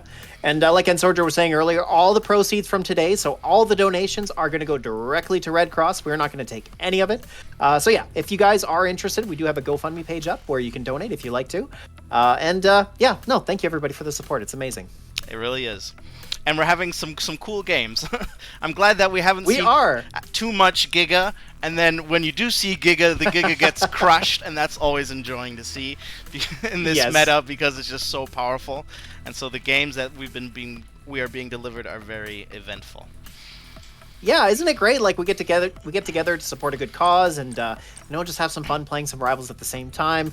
Lots of good names in this pool as well. Like, I'm really excited about this tournament because lots of quality players. We've got lots of great games ahead of us, and it's double elimination too, right? It is. Yeah, we're gonna see a lot of these players again. I much prefer double elimination because that losers bracket where you can have someone, from janitor to manager, to quote The Office, someone from below moving back up and fighting through. It's always cool to have an underdog rise again, and we're gonna have a nice, probably some very cool finals with Quasar and SRPRSS at the end. So lots of good games in store. Definitely, yeah. So well, maybe we should do a quick bracket update while we can. So let's have a look here really quick. Yeah, we're having a little bit of a delay with our next players. I can also we're just getting the next match underway, but it won't be too much longer, guys, and then we'll get you some more Rivals action. It looks like things are moving quite along. So the other match in this bracket is going to be Serpus versus Funic, and it looks like our next match that we're going to be featuring is going to be Terran versus House. All right, a couple of big names. That'll be great. Yep. And Terran won the last tournament, didn't he? He's all ready, and SRPSS is out for some revenge. So that ought to be good. Yeah, and you know what's funny is they're actually playing on the same Rivals Team League team this season. Oh, are they? So there's a bit of kinship between them this season. So I don't know what they're gonna do. Yeah, they can't even rant in their RTL group channel. Oh no. Right? Yeah, exactly. So we'll see how that goes. That'll be interesting. But yeah, this next one featuring Terran should be good. And the first map is going to be on Fighting Pit. So another map that we haven't seen yet in this tournament, at least not on the broadcast. So, but I love Fighting Pit. I think Fighting Pit's just a really great map. Encourages a really fun, unique game, just in terms of how the paths are all close to the centers. So, and it also works for a lot of different decks too. So I love it for that. You know what's really great about Fighting Pit? It's great for MG. It's probably You're not wrong. It's probably one of the best MG maps after open water. Tug of War is also really great, but you don't see that very often in Tiberium. And yeah, right. But you do see a lot of Fighting Pit. So maybe we'll see some MG action. A lot of people, actually don't like it, but you and I, we're MG fans, man. So we can celebrate you can say it. that, I guess. I mean, it's just a different strategy in the game, and I actually like. Even though I was one of the first people to come up with it, it kind of feels bad that it's a toxic strategy, because I agree, like the design of it and the way it works and the way it wins is stupid. Like, it's just so binary, right? Like, it's either a win or a loss. There's just no gray area in it where you get really interesting games. Sometimes, but just more often than not, you're winning because you have a big deck advantage that they can't compete with that, right? So that's kind of the one thing about it, but it is different, and that's the one thing I like about it. It does add a different strategy to the game that wasn't there, regardless of if it's, healthy or not. Exactly. It adds to the game dynamic, and I think that's always a very much undervalued, underrated aspect that is very important to have the games. You want variety. It's boring if everyone plays the same thing, like we're seeing with the Giga meta all the time. Yeah, I mean, I have to agree. The Giga meta is not great. Although, you know what? Giga is not really seeing a ton of play. Like, it is seeing some, but I really feel like Inferno is just so dominant at the moment. Yeah, because Inferno is a very effective solution to Giga as well, right? People also have these, Shade is much harder to get through because, it has to sit and do its entire volley. It's fragile, and a lot of them, and it's very map dependent if it's any good. Whereas even if you have a unit, you don't even have to reach the Giga because of the 2-tile hit with the Inferno. And so it's a no-brainer that people are playing it. Yeah, I have to agree. No, you're right. Like, it's good on a lot of maps. It's a double damage unit, so of course it deals with a lot of things. It's flexible. Because of the fact that it flies, that's part of the reason it's good on a lot of maps. And so it just ends up being a really good choice. And also because of how strong it is, it's just so effective. And that's why you see it a lot in tournaments. It's a good one-size-fits-all type of deck. And those are the best decks in Rivals, right? In any tournament, those are the decks that are going to come out on top, are the ones that have answers to just about everything out there. Like, you look at the old Titan Razorback deck, it was kind of the same thing, right? Like, it was Missile Razorback, and then you switch over to Titan and just shut them down. The Giga Cannon deck does kind of the same thing. Like, it just has answers to just about anything that you might play against, and so that's what makes it so good. And then Inferno, I think, is actually a bit easier to play than Giga. Would you agree with that? Absolutely. Giga takes some getting used to, because you have to know when to not move it, when like if you see mutants approaching or lasers, and you need to have that muscle memory. Is the charge sufficient? Will they take them down in time, or do I need to actually give up my dominant position and get a blocker out or something? And that just takes experience. Okie doke. I think we're ready now. Both players in the game. I'm ready to go if you are, Jeffrey. Actually, I don't think we have the other player. We don't? Oh, okay. We're still waiting. Yeah. Oh, I know. I thought I saw the here, second player. You're right. Good call. We're just sitting here waffling away. Oh yeah, by the way, we're just waiting for the other player to get into the match. So that's the reason for the delay. So just bear with us for a few moments while we get that going. Oopsies. Well, it's okay. No worries. I can't start the game anyway, so. Right. Yeah. That is. But did we get a new donation in the meantime? I think we did, right? Did we? Let me have a look. From a Florian. Florian with 10 euros. You're right. We are at 610 now. Thank you very much, Florian. Awesome. Amazing. Rivals is just the gift that keeps on giving. It is. It truly is. Even after, like, how long has it been since the last time we had a meaningful patch like that actually changed the game? I think it was like back in, I don't know, June or July 2019. I think it was. It's been a long time. It has. But look, we're still here. We're still doing the thing. You know. Yeah, we're It's great. still doing the thing. Well said. Exactly. Just right. another reminder to everyone donating: if you want to be eligible for Vanity, please drop us a link or an info on Discord, so that we can tie your name to your in-game name on Discord. Otherwise, we have no way of contacting you. I get people are donating anonymously on GoFundMe, and I haven't heard their real name before, and so I don't know. If I draw you for Vanity, I don't know how to contact you then. So please drop us a line on Discord. All right. So it looks like we're going to move on to the next match.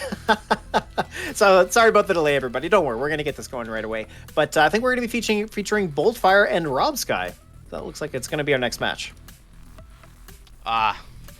Boltfire. The name brings back Some ire, I would memories from a previous tournament. That was on, what was the name of the map? It was the map with pads all down the middle. What the All heck's it down the called? middle, exactly. 2 at the top, 1 at the bottom, and then Yes. silo. Yeah, I don't remember what it's called. Yeah, she got you good. I like She sure I did. like that map though, man. A lot of these maps I think would be fine to put into the Tiberium League pool, just to have more sure. variety, because the cycle is too small.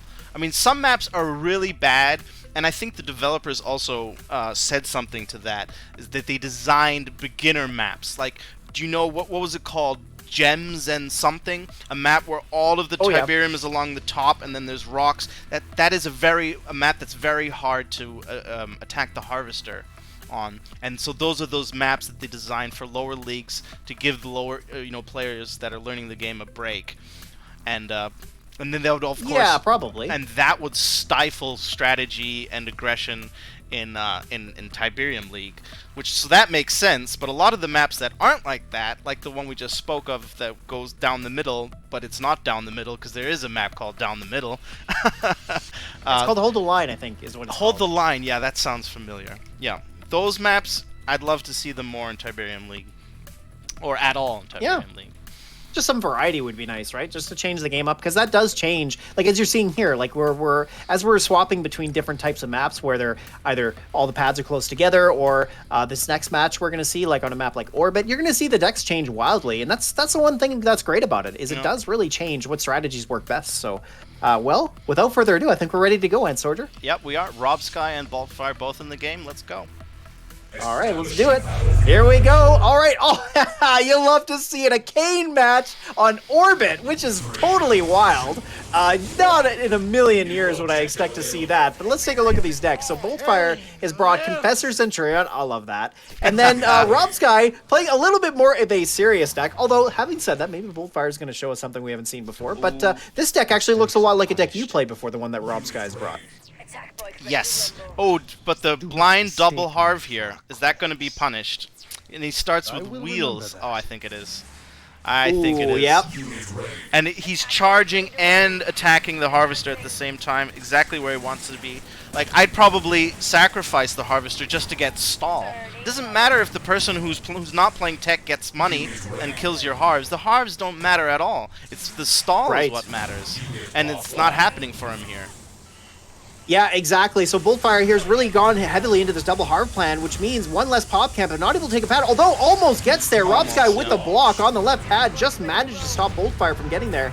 And timing-wise, we're under a minute on the clock, so you're right. This is looking very good for Robsky at the moment. Yeah, and now he's going to get his first Harv. He just has to get back on those pads and keep charging. That is the way to go, especially with that economy nerf.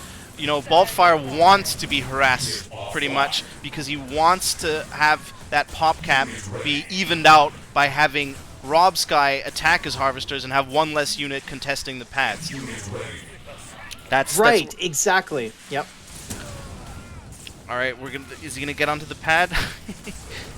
Yeah, that's Now the he question, does. right? Like, so far, there's not been a lot of stall going on. In fact, Boldfire has been moving onto the pads. We see here, she's charging the pads again. Now Rob Sky moves back on, and that's good. Like, this is stalling. This is good for Boldfire. But now Centurion coming out, and it's almost too little too late. This Kane Tower might just be a giant beating. I think that the shot's going to get absorbed into the shield, and it does. However, she needs to get onto a pad. So she's going to fight for it, but does manage to get there with the Centurion. But the tower, of course, is just going to clear it, and one more shot, there it goes. The shield doesn't recharge in time. The wheels are there to get the block, and I think that's going to be game. Yep. There it is. Rob Yep. Sky taking it down, and 2 missiles to 0. Ouch.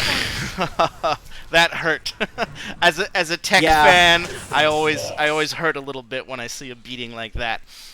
It would be a little bit more interesting if there would have been a little bit of a tech or a little bit of a comeback there. But the fact that the Kane Tower and those wheels, all of those little hits from the wheels, means that the shield is worthless. It absorbed 1 shot, and Kane being a great counter to ground tech, there's nothing there that he could really do.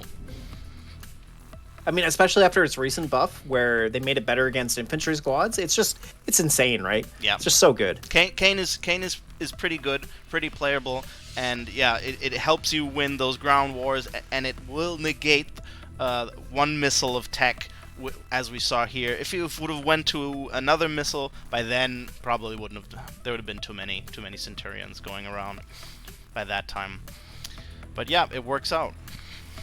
Gotta admit though, you love to see the Kane Tower shoot the shield of the Centurion, which, like, when you look at the design of the unit, that's really what the intention of it was, right? Like, that Exactly. shield can absorb any type of shot. It can take an Inferno Bomb, it can take a Kane Tower laser, it can take all kinds of shots, and it'll just dissolve the shield instead.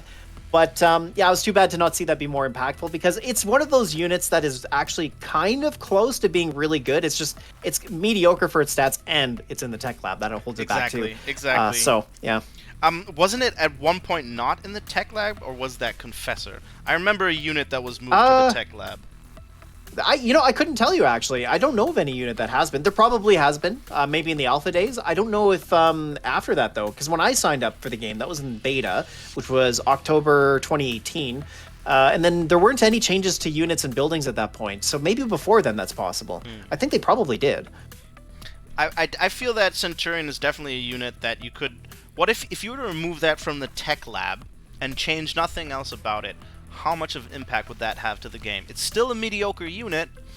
Maybe increase the cost by 10 to offset the fact that you don't need to make a tech lab. But there's some weak tech out there that you could probably move out of the tech lab and maybe do a minor cost adjustment to, and it would probably be okay. And you'd immediately compare it to Scorpion Tank, right? Like, that's stats-wise, health-wise, everything. That would be the comparison. Yeah, so right. You just have to ask yourself, is it worth spending that extra, even if it is in the War Factory, just to get a bit better of a Scorpion Tank? And yeah, I mean, if you can make use of that shield, possibly. But I guess the one problem is, like, then at that point, you're able to build them as many as you want, but they still cost a lot. So I don't know. Right. It's hard to say. Yeah, if you, as I said, maybe just offset it with the cost a little bit, make it cost a little bit more than a Scorpion Tank. And then maybe it'll have a more solid position, because now, when realistically speaking, in a competitive scenario, Centurion has almost no play. That's true. But at least we're seeing it here today. Yeah, for sure. Yeah, you love to see that stuff. Absolutely, makes these games fun. Are we ready? I think so. Let's do it. Okay. Establishing battle. All right, here we go. Game number 2. Rob Sky taking down that first game and doing it pretty well, actually. I got to say, a really well-played game by both players, but Rob Sky just coming out on top, and quite a big change in decks as well. We are here on Scorpion Tail, so of course that does dictate different decks, but wow, both going to GDI this time. All right, let's see. So Rob Sky has missiles. Missile Pitbull will definitely help deal with air in general here, whereas the jump jets feel a little bit dead in the water. What do you make of that? Yeah, I mean, the jump jets are going to have a bad day when they see drone swarms. I think the Mohawk could potentially be a big problem as well, just because Boldfire has no missiles. She's going to have to rely on Pitbull and Talon to take down the Mohawks. Yeah, so exactly. Mohawks could actually be very, very good here. I mean, just pump them out, defend them against the Talons, and Bob's your uncle. Thank you for making good use of that expression. Doesn't happen enough. You're welcome. All right, well, I mean, it's looking pretty good here for Rob Sky. He's got both pads covered. The jump jets there, turret coming down as well, but the militants just move out of the way. The jump jets there are going to just get some tickle damage on them, and so far looking pretty good here again for Rob Sky with the bottom pad secured, but the dogs do just make it on there in time. That's very good, and I think these double jump jets at the top might beat the militants. It's really, really hard to say, but unfortunate on the turret placement as it's just not able to get extra chip damage. That said, Boltfire is getting her units back onto the pads. We see the dogs coming in from behind, but these jump jets, just like you predicted, are having a bit of a bad day here. They are going to get onto the pad, but of course, even those two little riflemen, look at that, taking them down just slowly. But this turret here, I don't know about that. This might be enough to stop the riflemen, and there it is. All right, well, good job to Boltfire. Turret was actually a very good placement there at the end. Yep. The first turret was questionable because the rifleman just moved up one, but the second one sealed the deal. Yes, much better. I agree. Yeah. Made a much bigger difference for sure. Rob Sky's sitting on a ton of cash here. I don't know what he's waiting for. Maybe he was waiting for an ion cannon. Now he's finally going into air, and now he's going to finally have the rest of his deck is going to have an impact. I was waiting for him to make air most of this game. Yeah, I mean, Mohawk here is where he wants to be, right? Because this Mohawk is going to be so great against the pit bulls, and of course the jump jets don't shoot up, so jump jets aren't going to be able to do anything there. And once Rob Sky is able to get his unit composition online, he should start to gain some value. As we see here, he's got enough for an ion cannon. Is he going to use it though? And here it comes down. He's going to move his Mohawk off the pad to try and clear out the pit bull, but doesn't quite do it. Mohawk's going to lose to that pit bull though. Very unfortunate. One shot it goes down. Bullfire looking pretty good. Is she going to take it 2 missiles to none? And she does. Wow. Bullfire coming back and wow, strong fashion. Really well played there. 2 missiles in a row, and she takes the game. Not bad, not bad. I thought that would go a little bit differently. I didn't expect. I agree. Expect it to play out like that. But I think Rob Sky was just a little bit. I mean, he was sitting on so much money. Like, you know, he was. Why don't you spend that money? Why don't you get that composition out? Why don't you get the Mohawk, the drones, and then the Pitbull protects? That's those 2 units shut down everything else, and then it's really only the Talon that gets in there, and that's what and the Pitbull can then roam around in the back and be ready. I think that's what was the composition that he was looking for, and he just never really made it. And then the Ion Cannon had 0 impact. I thought it was gonna gonna kill both, and then nothing would make it onto the pad. But both players evaded it, and so all that money that he saved up for, he just threw away in an instant, you know, and then it was over. Yeah, it's exactly as you said. Like that ion cannon at the end, it was a feels bad moment because it didn't do anything. Like all it did was just move units off the pads for a short period of time, and that was it. I mean, I get the idea behind the deck. Like the whole idea behind a deck like that is similar to Reb Solomon, where you play a bunch of cheap units and you just gain a lot of value over the course of the game to the point where you get an ion cannon ready to go towards the end of the missile. Use these cheap units to try and get onto the pads and flip them over, but. Yeah, Rob Sky wasn't able to do that at all. He did have lots of money to do that, but it did seem a lot like he was holding it, withholding spending any money to try and make sure he's got access to the ion cannon. But then when he did use it, it just didn't do anything. So it just seemed like it was a good plan, poorly executed, basically. Yeah, like when I saw that low HP Mohawk on the top pad and then the Pitbull, and this was before the ion cannon, I was thinking to myself, okay. Is he going to do one of those tricky ion cannons, you know, that's well timed when the units come to reinforce the pad just when it fires, or is he going to spend it on units? I think it would have been better spent if he'd have just moved in aggressively, lost that Mohawk so that he can refresh it with a full HP one and move in with strong units and then just take over one pad at least and then build, you know, as we saw in those other games, and then go from there. He had the money to do it, but it didn't play out for him, and he didn't get anything out of the ion cannon, and that was just it. Yeah, too bad. Well, of course, none of these players are down and out, by the way. This is a double elimination. So, and of course, that wasn't the final game in the series. I think we're just going to be waiting for the last one here. Both players going up 1-1. And I gotta say, that is where the best rivals happens, is when you get players together who can take games off of each other, and then you move. Like, we haven't done a 2-game series yet. It's been amazing. Yep. So, really good gameplay action today, for sure. Yeah, and maybe he'll learn something from that. Maybe he won't play Ion Cannon. I don't know. It's always interesting. I think to see I would ditch it if it was me. I think so. If he'll switch it up, we'll see with that. And of course, open water though. You know, I think this is the most favorited map of all the maps. I definitely recall when I played RTL, a good third, maybe half the time, and it was up to my opponents to pick the map. They would go for open water. So, I see it so many times. Everyone loves it. I don't get it. It's so strong on IMG. Maybe it's a familiarity thing because it feels familiar to them. I don't know. I don't know what it is why people like open water so much.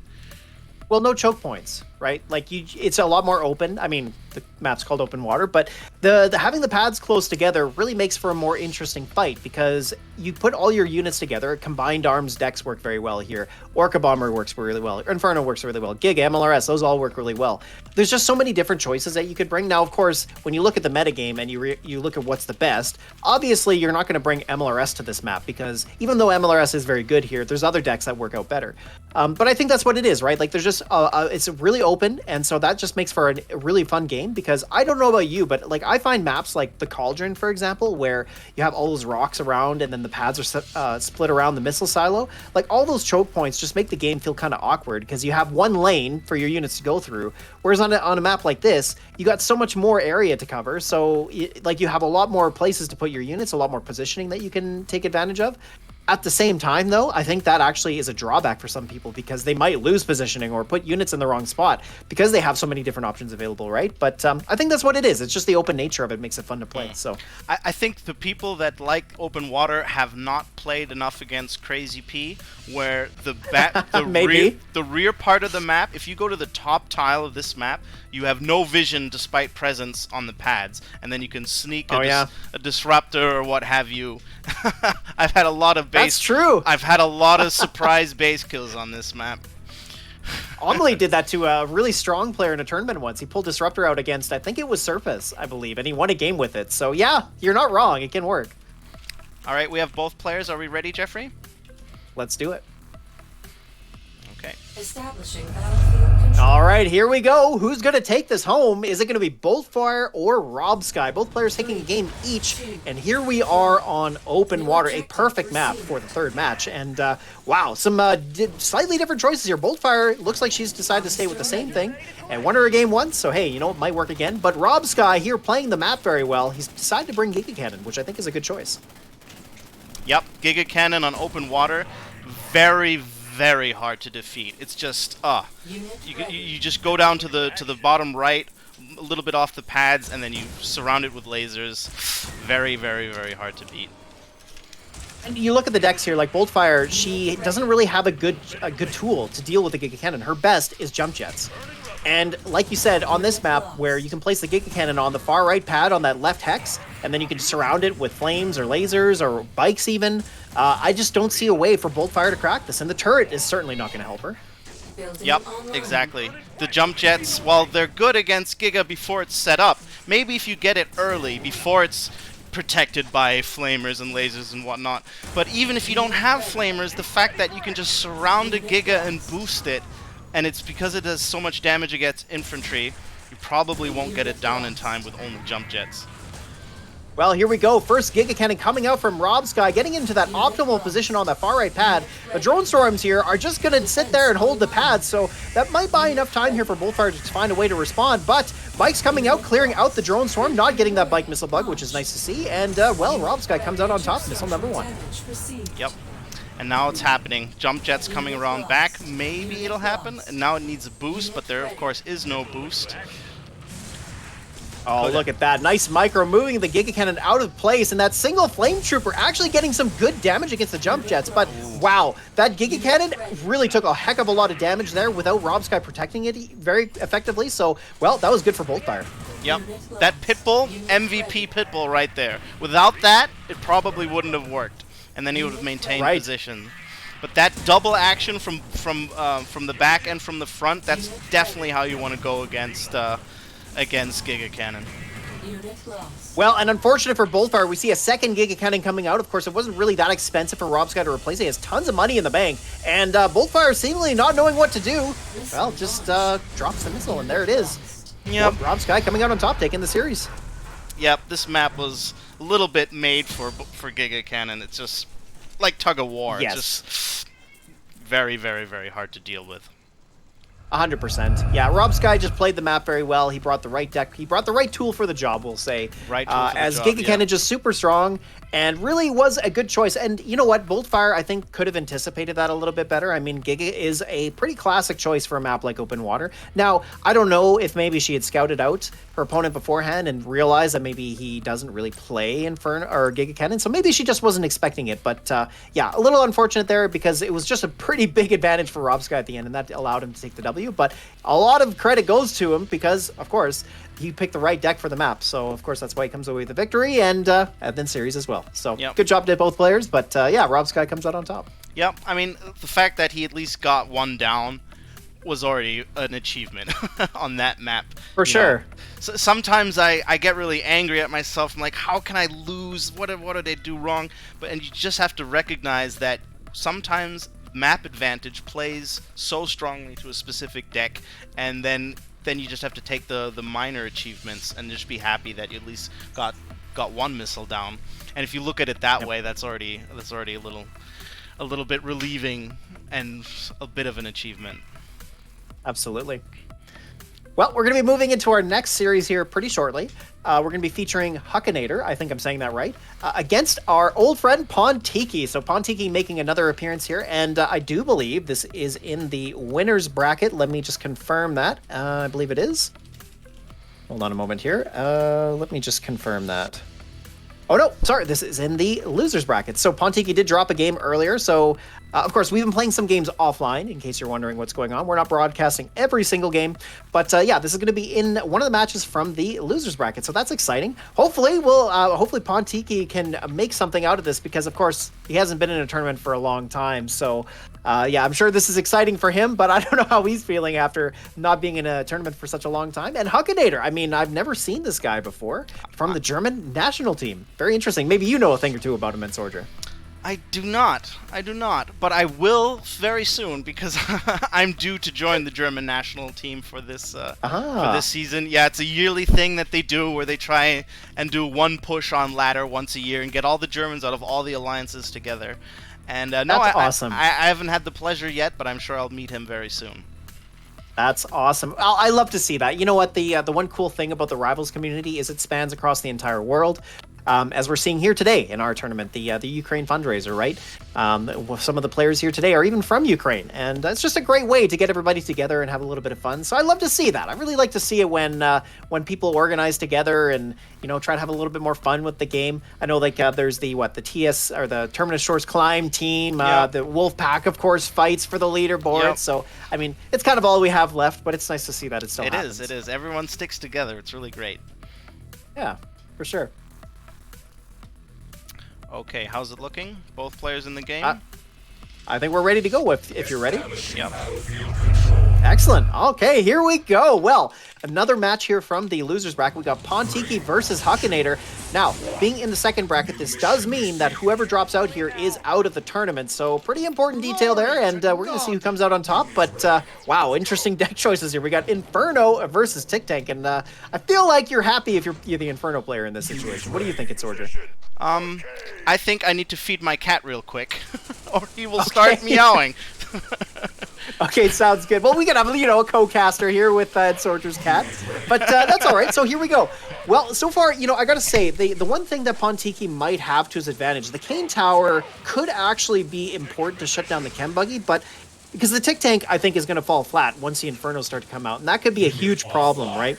So I don't know, but the problem I think as well, we're on cracked ice, which I don't know where you place the tower where it's actually going to gain a lot of value. And I think that's going to be the question here for Pontiki, because it is expensive, 110.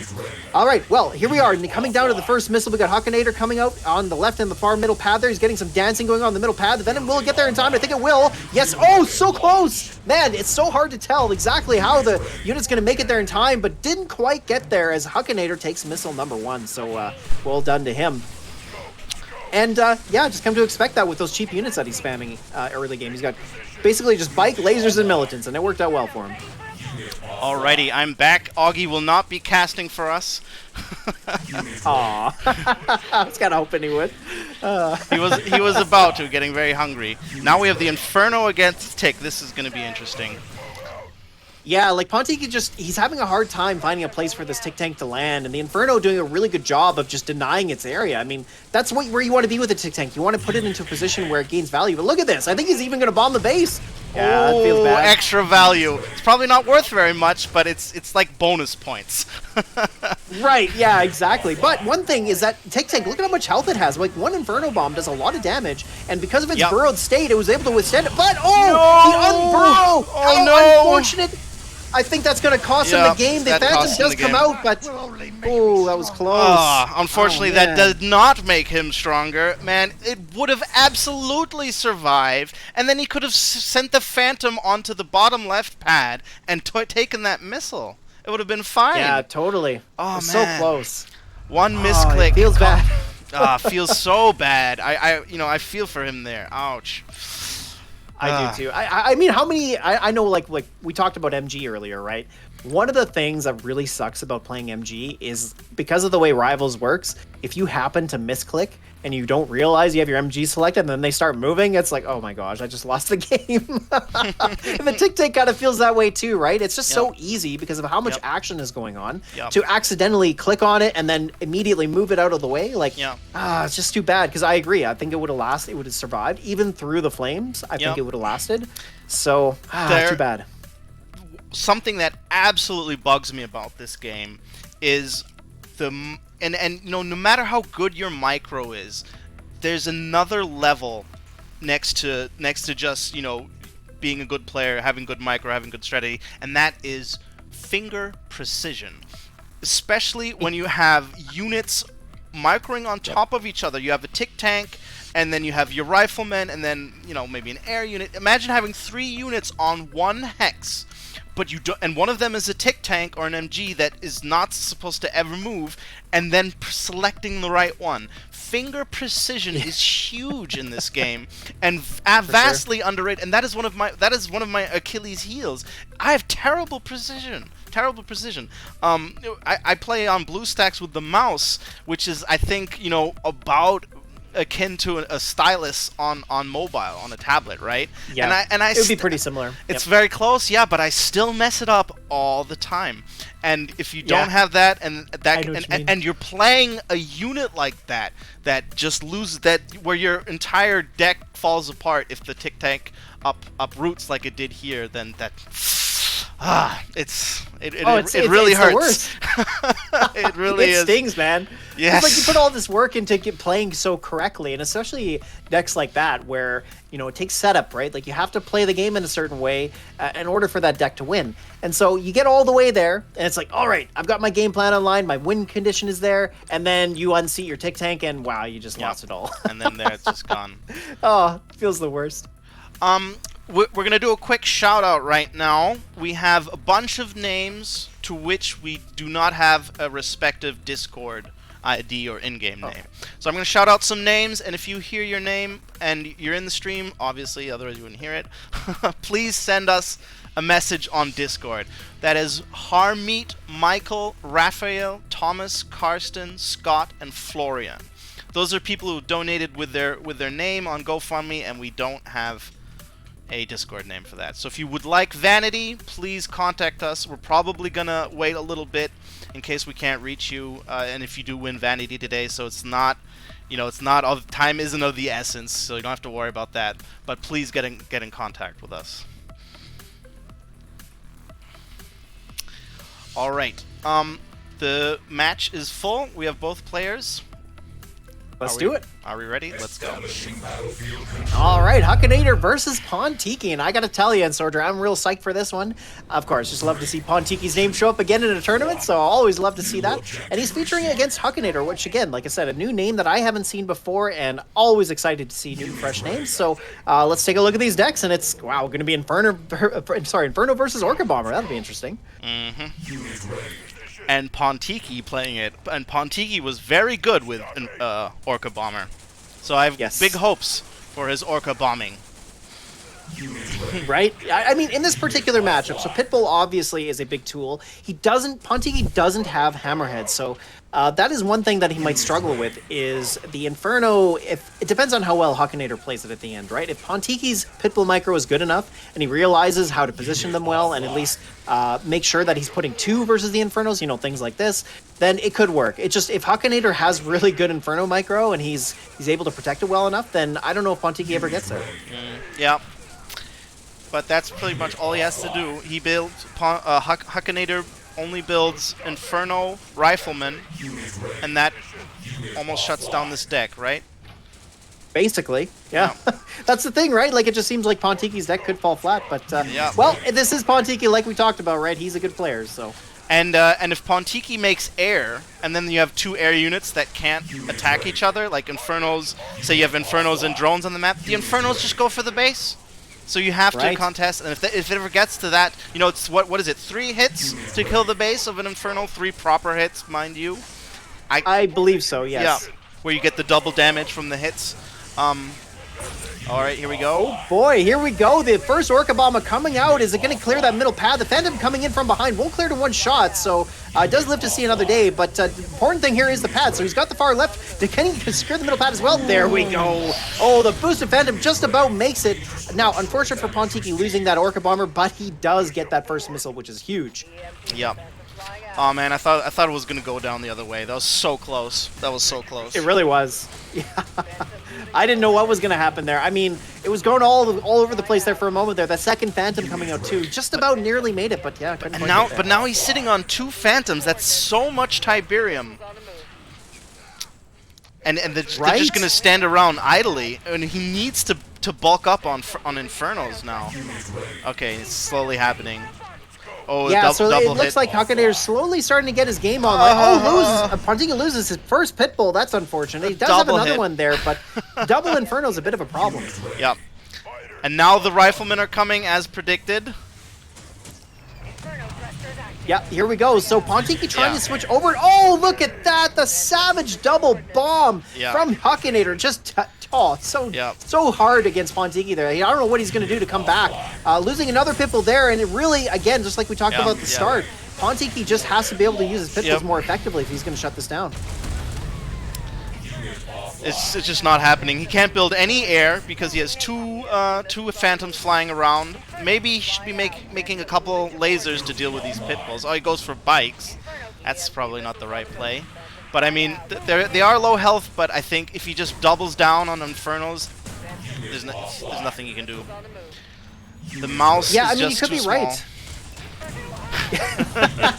Yeah, the Inferno is just a bit too powerful here. I mean, look at this. It's just doing such a good job of controlling the map. It's shutting down these Pitbulls effectively. And even if Pontiki had brought something like Talon, I mean, Talon would have helped him out a lot here. But look at this. Almost getting another double shot against his Pitbull. Nice micro there. And now Pontiki to move it out of the way. As he moves in, he's going to have fire blocking all of the spawns when he wants to come out to the pads.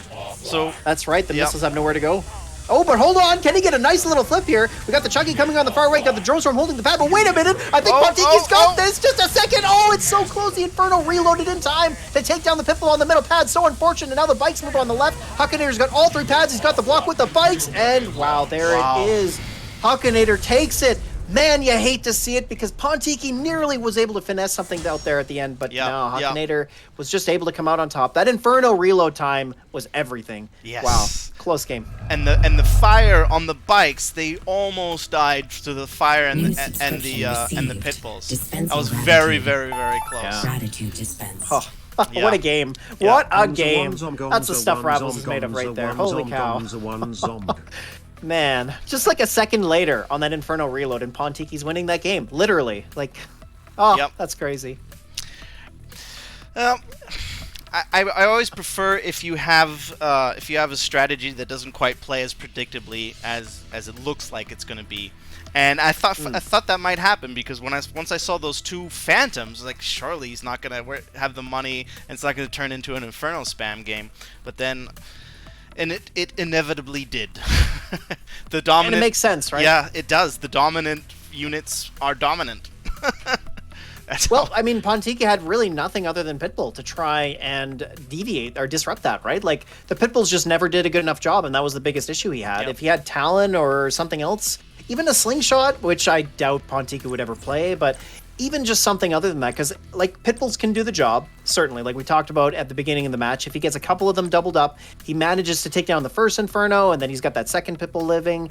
There's a way for Pontiki to overcome that, but what really ended up happening there is the Infernos just kept taking them out. Like, it just kept sniping those Pitbulls, and Pontiki really just had no other way to switch into something else. He had missiles, but as we saw there, all those flame hexes really just shut them down. There was no way for them to get into good positioning. So, Yeah. yeah, it was just too bad. Just too bad overall. But, yeah, tough Yep. game. When in this meta, you have to be careful what you play, and he was playing a variant of the Reb Solomon deck, right? Like, it was very Right. close to that with the jump jets, and then the jump jets against the Chuggy, you can counter those easily with Rifleman and Chuggy, and then with an Inferno playing out, and you don't have anything to deal with the Inferno except maybe Pitbull and rockets, which does work, but it's hard. Like, you have to be ready, you have to be able to chase down the Inferno as it flies away and reloads, and then ideally you boost the Pitbulls. That's kind of how you deal with Inferno when your tools Right. are Pitbull rockets,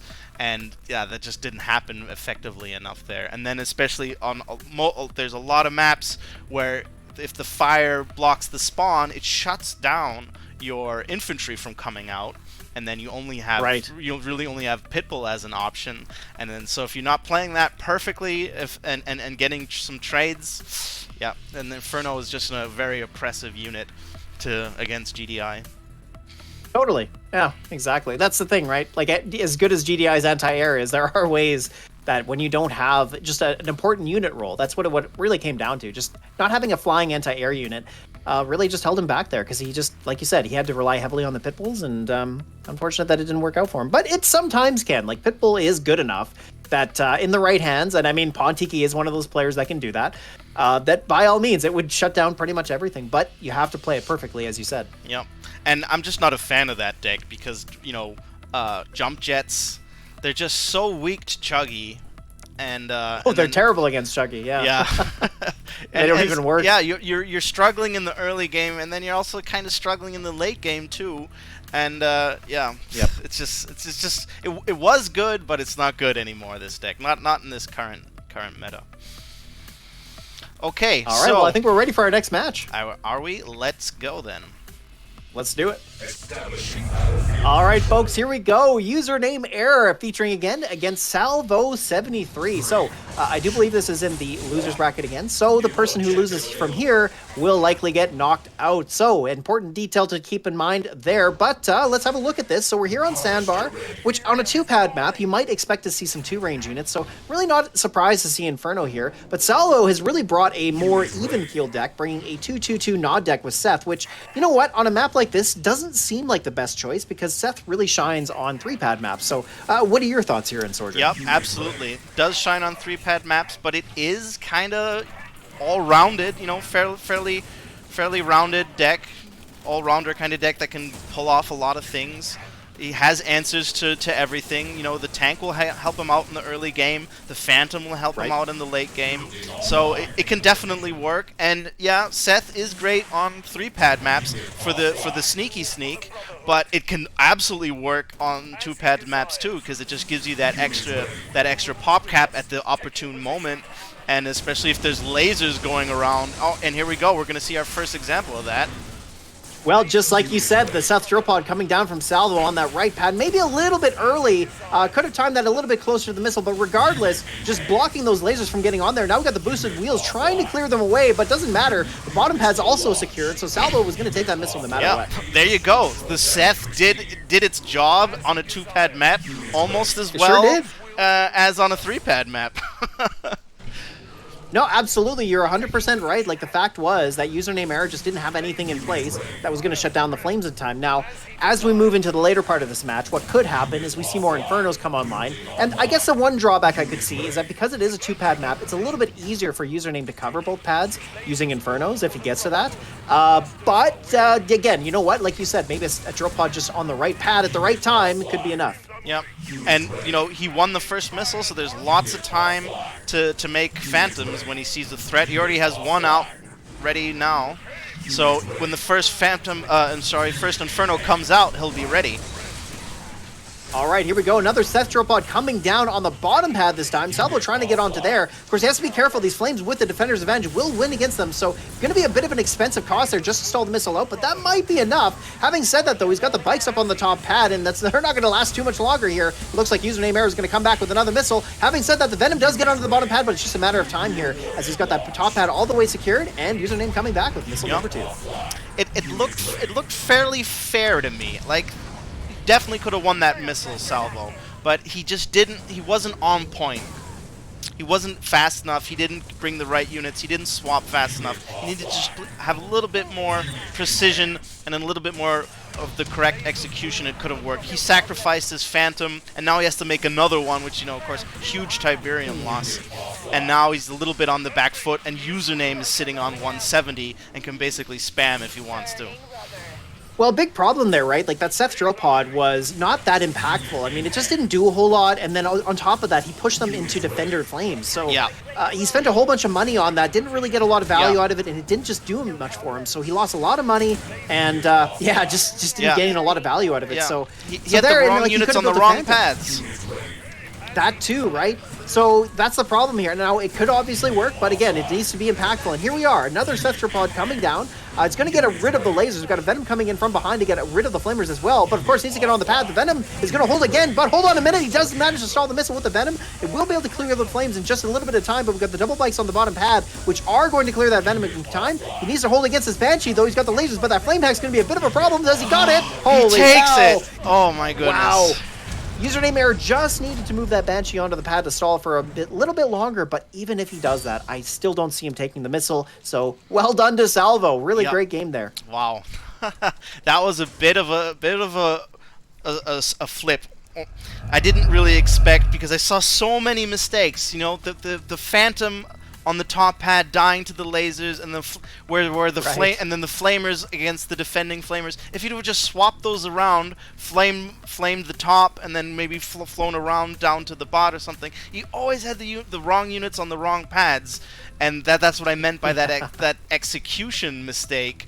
But still, in the end, that MVP Venom that held on for so long on the bot pad really is in the end what gave him the match. Yeah, like having one less bike model on that bottom pad was a big problem because that was a lot of damage missing. And Venom does have a reasonable amount of hit points. It has 1,200, which if you compare to Talon, which has 900, it basically takes one extra bike missile in order for the Venom to go down. So having one less bike model there against the Venom allowed it to survive a little bit longer, and that was pretty impactful, as you pointed out. Yeah, and again, it's starting to get annoying because we keep saying it. Venom vehicle damage, baby. It's good. It is good. It's so good. The fact that it's just there and that you don't really see it from most anti-infantry air units just makes it really stand out. Totally, and it only costs 30. I mean, it does the same vehicle damage as Chem Warriors do. Or wait, is it the exact same? Very it's close. Pretty close to it anyway. Virtually indistinguishable. Yeah, I think it was like 10 difference. 10. Yeah, I remember that too. Like, just that extra value is nice to have, right? And that's what Venom does. It just gains extra value in different situations, and it's cheap, so it works quite well. We just got a big fat donation, Viper, with 50 euros. Wow. 50 euros, bringing us to 660 total. Thank you very much. That's amazing. Wow. Okay, thank you so much. Yep, that's awesome. All right, and we have both players eager to get their next match on. Well, yeah, I believe so. So I'm ready if you are. I'm ready. Let's go.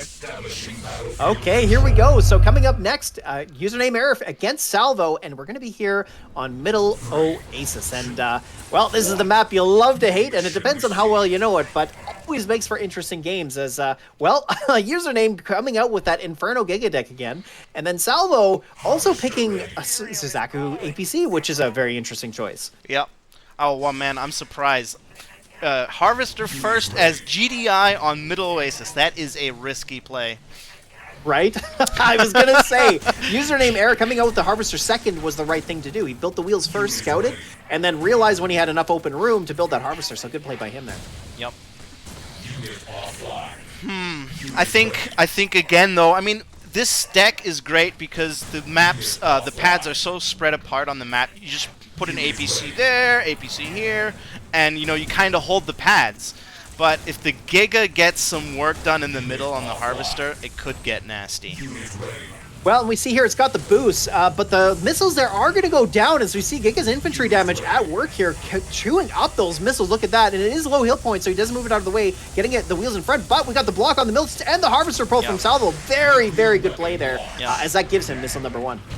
Now he needs to protect that Harvester, because if he gets shut down now by the Giga and just economy is over, I don't see what he's going to do. Because he's going to need those APCs. Yeah. He's going to need an Orca. He needs to somehow fight this. And it's already incredibly oppressive. And he already sacrificed a ton of money to get that missile. And his Harv, because his Harv, he used a Harv pull.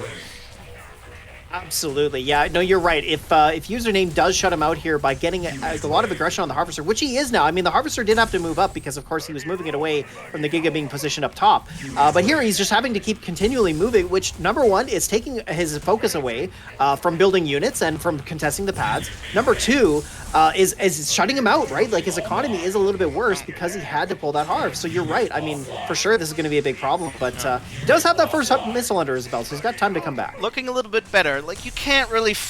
one buggy, okay. Two buggies, fine. But flying over 3 buggies to get at a Giga is a little too risky. But now that they're going down, you think... It might just come back from this.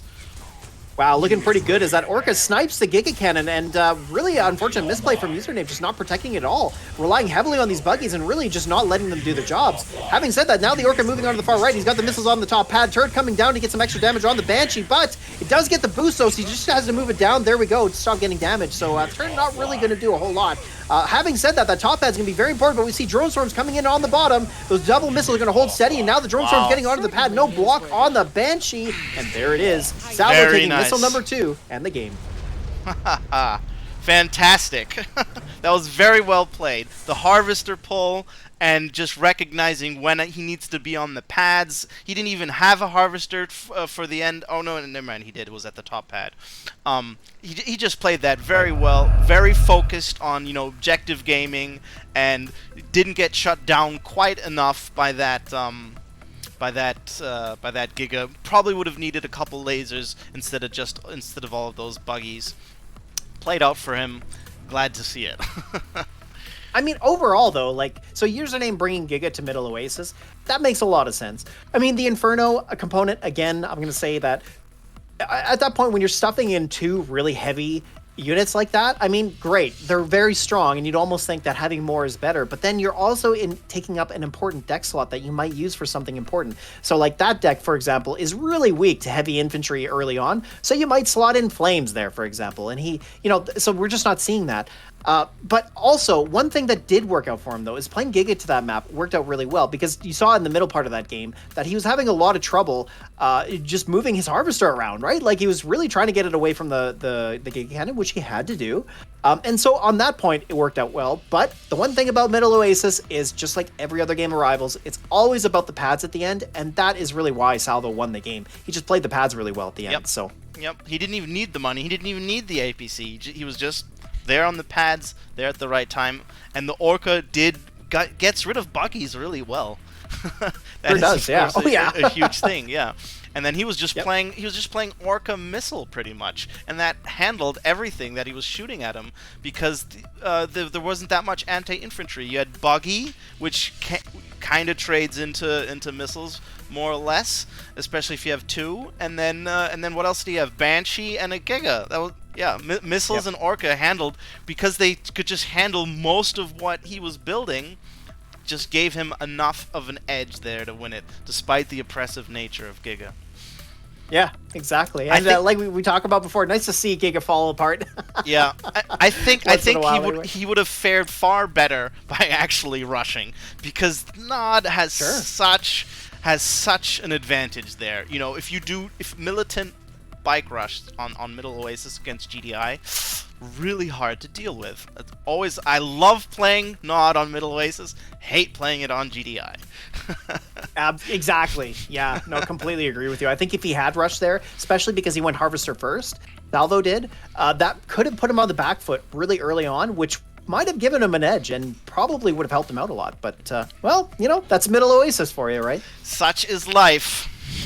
Yep. It's not that much of an oasis. Right? Well, and okay, so we're moving into our next match, folks. We have a stalwart match for you here. We got Terran versus Serpus, or Terran also known as Quasar. Of course, these are two of some of the best in the community right now, maybe even the two best, hard to say. But either way, you know what you're about to see. This is going to be a heck of a match as we bring the two best, some of the best here in the Rivals community, and it's going to be some amazing Rivals action here on Slash Fields. So I'm ready if you are, Entsorger. Oh, indeed. All right, Kenny, hit it for us. Establishing Here we go. Terran versus Serpus. Does it get any more sweaty than this? Gosh, these guys must be wearing layers of sweatpants as they are about to sweat their hearts out. All right, here we go. So what have they brought to the table? Well, Terran bringing Inferno, and you know what? I'm actually surprised to see this because Serpus actually came up with this deck. So a little bit of a switcheroo here, but Serpus really playing an odd deck, and in fact, this is a list I've seen from him before where he plays the Solomon Rhino Orca deck. Yep. And for a long time, I've been saying I don't understand this deck because it doesn't seem that competitive. And the fact was, he never really played it in a tournament until now. So here we go. Exactly. I remember theorizing with Blade about this, and when everyone was surprised Serpus playing Rhino on ladder and having success with it, I mean, that was mostly due to the fact that he's a fantastic player. But Right. it came down to the observation that because he never played it in tournaments, it wasn't a serious unit. And in addition to that, he also said himself, he likes it, it's fun. So now seeing Yes. it for the first time in a tournament, we might really see if it really has any legs to it. Yeah, and Rhino is one of the units that you want to have legs because it's such a cool unit. Like, it has a unique unit role, and you know what? It hasn't seen meta play for so long, and it just feels real bad. But having said that, here we go. Missile number 1. We got that Orca coming on the middle pad, pushing back that boosted Chem Buggy, but the Chem Buggy with his vehicle damage will actually beat out that Rhino. Doesn't matter though. Bikes came in hot, clearing out the Orca, and that gives Terran missile number 1. Yeah, I don't think it's gonna pull its weight, unfortunately. And that was a very nice play there by Terran, getting the Orca, not losing the missiles, and the Rhino would have eventually died to the Chuggy in time anyway. So even if it would have happened, yeah, Serpus was in no position to win that missile right there.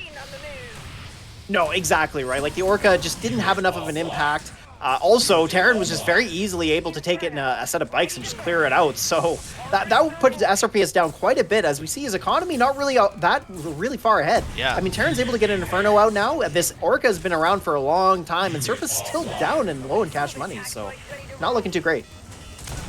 Ooh, nice bomb there, getting the Pitbull. We got the bikes coming in from behind, though they are taking the extra damage from the flames. So he moves them down to the bottom, getting the lasers up on the pad as well. We're trying to get these militants onto the pad as well, just to try and secure the middle pad, but the Pitbull moving over to the far left, no block. Oh, wait a minute. Nice movement from Terran, losing the militants, but doesn't quite make it in time, and the Orca is about to fully reload. Will the bike get it? No, the Orca does reload just in time, and with this extra infantry damage, clearing out the lasers at the same time. You'll love to see that extra damage come into play, and now it's just going to be a big back and forth fight. Who's going to take this? We got that Orca coming down the bottom. Drone Storm clearing up the militants. Is going to stall the pad just a little bit longer, but the bikes make it there. And now with the bikes on the middle pad taking down the Drone Storm, who's going to do it? Am I going to run out of breath, or this missile going to fire? The missile fires, and there we go. Serpus takes it back. Missile number 2. Amazing. Wow. But you gotta I have to mention, he did it without Rhino. Now that he switched to drones Orca, it's working out a little bit for him. Oh, look at this. Ion Cannon, absolute masher value there, getting rid of the Inferno and a couple of lasers. So actually, economy-wise, kind of evened out a little bit, but it is early enough that he'll have access to it for the third missile if he needs it. My goodness. Now he's going to get a Harvester kill as well, and now he's going to have money for another Ion Cannon, and now the Rhino shenanigans return because he's wealthy. This is something you do from a position of power. Playing Rhino is kind of like a power play in Rivals. Yeah, There's no other way to doubt. say it. I mean, yeah. I'm so good, I can win with this mediocre unit. Right. Oh, look at this triple value. Oh, my Oh, goodness. 2 Rhinos and a Pitbull down the drain. The Inferno also making it onto the pad. No block from the Orca. Drone Storm can't make it in time. And there it is. Yep. Terran coming in on top in this first game. And you know, it might have just worked. I saw it happening. It was happening. He got the Harvester. He had money for another Iron Cannon, but that triple shot. I mean, that must have been a misclick, or you know, maybe because the knees weak, palms sweaty. Maybe sweater, spaghetti on his sweater already. Who knows? And then, Yeah. and then you just get that can just happen, and then you get a little bit of a misclick, and then instead of moving them apart, you move them together. Felt even when it happens to Surface, I have to feel for him there, because that was Totally. that was a game-changing moment right there. You know how many times I've seen on Rivals Ladder gameplay when anybody's playing on stream and somebody gets a double shot with the Inferno and then they surrender? You know? Because Yes. it just feels the absolute worst. You're just like, wow. And I just that- got absolutely savagely beaten. And that was a it's true, triple like, kill, yeah. not a double. Right? I mean, that's the thing. Like, that was just an unfortunate misstep from Surface there, not realizing that his units were in a position there to get completely countered. I mean, yeah, that's Terran just took advantage of that, and Surface is just, you know, running away with his tail between his legs, because that was just absolutely savage. The triple shot, man. How often do you get to see that? Yeah. Holy cow. Yeah, That's crazy. especially amongst players of this caliber. You know, that's what I exceedingly mean, yeah. rare with these guys, right? Exactly. Yeah, and then of course that'll absolutely turn the tide of the game. Oh, for sure, yeah.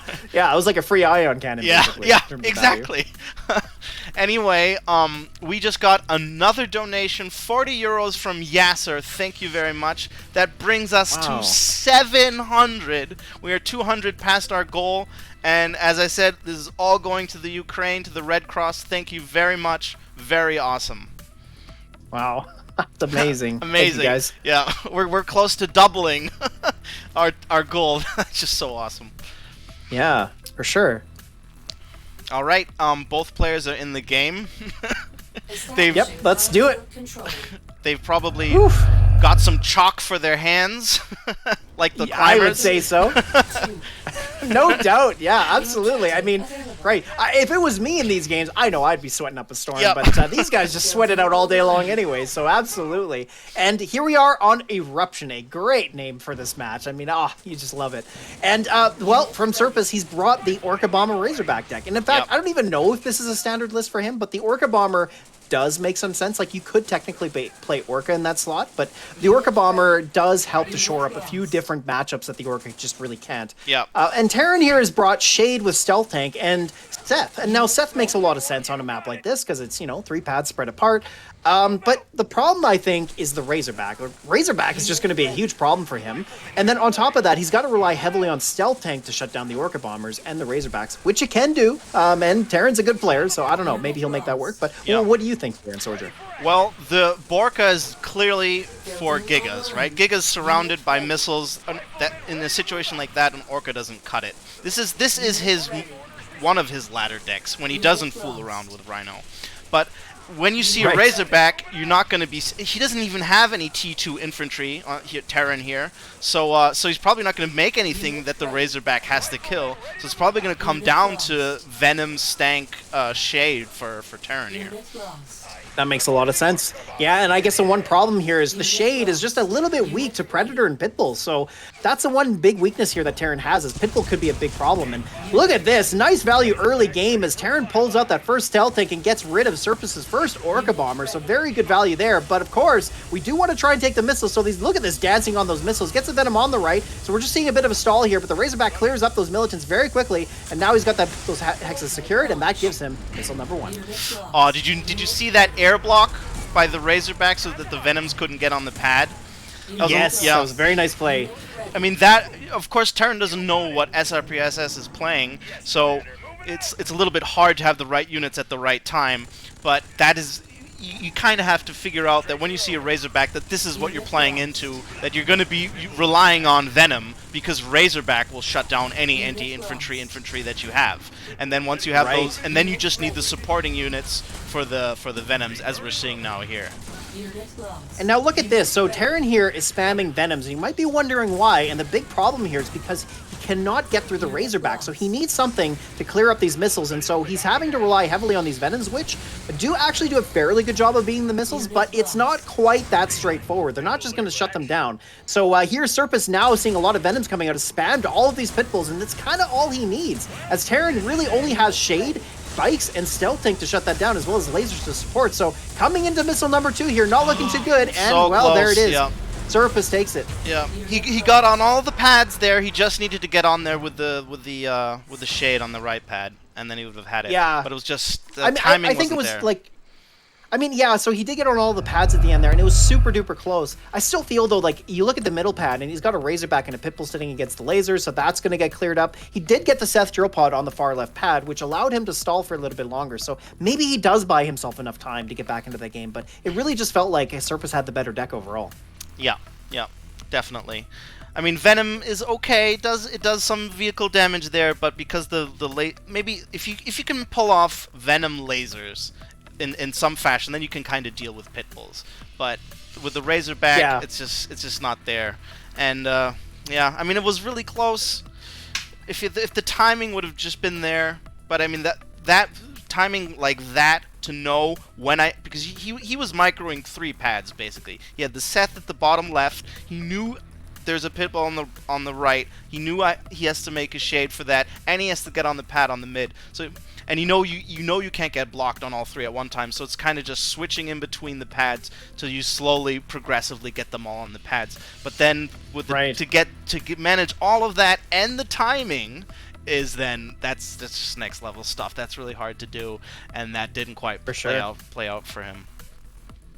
Yeah, I mean, Pitbull was just so good for Surface there. Like, he just didn't have any good anti-Pitbull tools. He needed Scorpion Tank, really. Yeah. Scorpion Tank or Giga or something, but Giga just wouldn't have been that great there. So I think Scorpion Tank would have helped him a lot, actually, instead of Shade. It's that classic Nod deck, the 2-2 Nod deck, which is great against Nod, and mediocre against, not GDI, I'm not going to say GDI, but Pitbull. Mediocre against Pitbull, because that's what kills it. Yeah, and then throw in an APC or something or any other unit where the Pitbull can just support, and then you're already not having a good time. Exactly. Yep. We got another donation, 15 euros from CJC, and we are at 715 euros. Thanks, CJ. That's amazing. Awesome. Thank you very much. Awesome. Man, imagine if we were to break 1,000. That would be absolutely insane. That would be. Yeah, and we probably would if if some of the big whales and Gizzard or whatnot were to be here, but unfortunately, for sure, with the economies all locked up as they are, yeah, that's for sure. Yeah, no doubt. Okay, so we are going to move into the next game here pretty quickly, and we're going to be featuring Open Water, which, of course, for all of you who have been watching this so far, you've probably seen the competitive games play out here. It's going to be a great match featuring 2 of the best, so I'm excited to see what they're going to bring. I mean, who knows? Both of these players have a lot of tools available to them, so yeah, I'll be curious to see what they bring. Yep, I'm excited. All right, well then, shall we get underway? Let's do it. Establishing battle. Okay, here we go. Game number 2, and it has moved over to a Nod grudge match. So, like we were saying in the previous match, think about running Shade. Of course, it is really bad against Pitbull, but we're not going to see that here, and Surface is going to be happy about that because he's brought Shade, but he also has Scorpion Tank, so he's not completely down and out. Terran, though, bringing Gig Cannon with the Chem Warriors. That is an interesting change. Yep, this is almost the Maximus Nod deck, what Surface is playing. Except, except he plays Wheels instead of Phantom. And you play it because it can handle GDI, can handle, Nod, which is pretty much Giga these days. It can handle most of the decks, but it does have weaknesses because if it turns into like an infantry war, as what we're seeing here, Terran already in position, already ready with the militants to back them up, Surface can't really win a ground war, and this is what this is turning into. Yep, and so far that's playing out to be true because Terran, with all 3 pads, having that early positioning with his own chems, means that Serpus's main anti-infantry tool, being his own chems, just aren't as effective. And so this is kind of the way this game is going to play out, like you were talking about, that essentially really does come down to who's going to get more value out of their chem warriors, because there's nothing to disrupt that in this matchup. The only thing there is, and that is going to be Giga Cannon, which Terran has. So I got to say, looking quite good here for Terran. Yep. It's going to be an infantry war, and maybe we might see some crafty last-second air. Serpus can throw in a Shade, which is a little cheaper than a Phantom. Can maybe take a back pad. Once the entire map has evolved into chems only, as we are seeing this happen now. Yep. A last-second air flip can be beneficial, but Serpus being on his back foot economy-wise by not having any militants and just being behind in general, probably not going to see that. Right. Yeah, no, it's exactly as you said. It's turned completely into a chem war. Serpus trying to get an advantage here by getting the boost on his own chems. Terran holding off, now putting the boost on his own, moves his own chems forward. Now he's actually got a 2v1 going on that middle pad. He's taking all 3 of that lone bike. Even though the chems have enough vehicle damage to clear, it doesn't really matter. It's going to hold steady, and there we go. Terran just won the chem war and the game. Yep.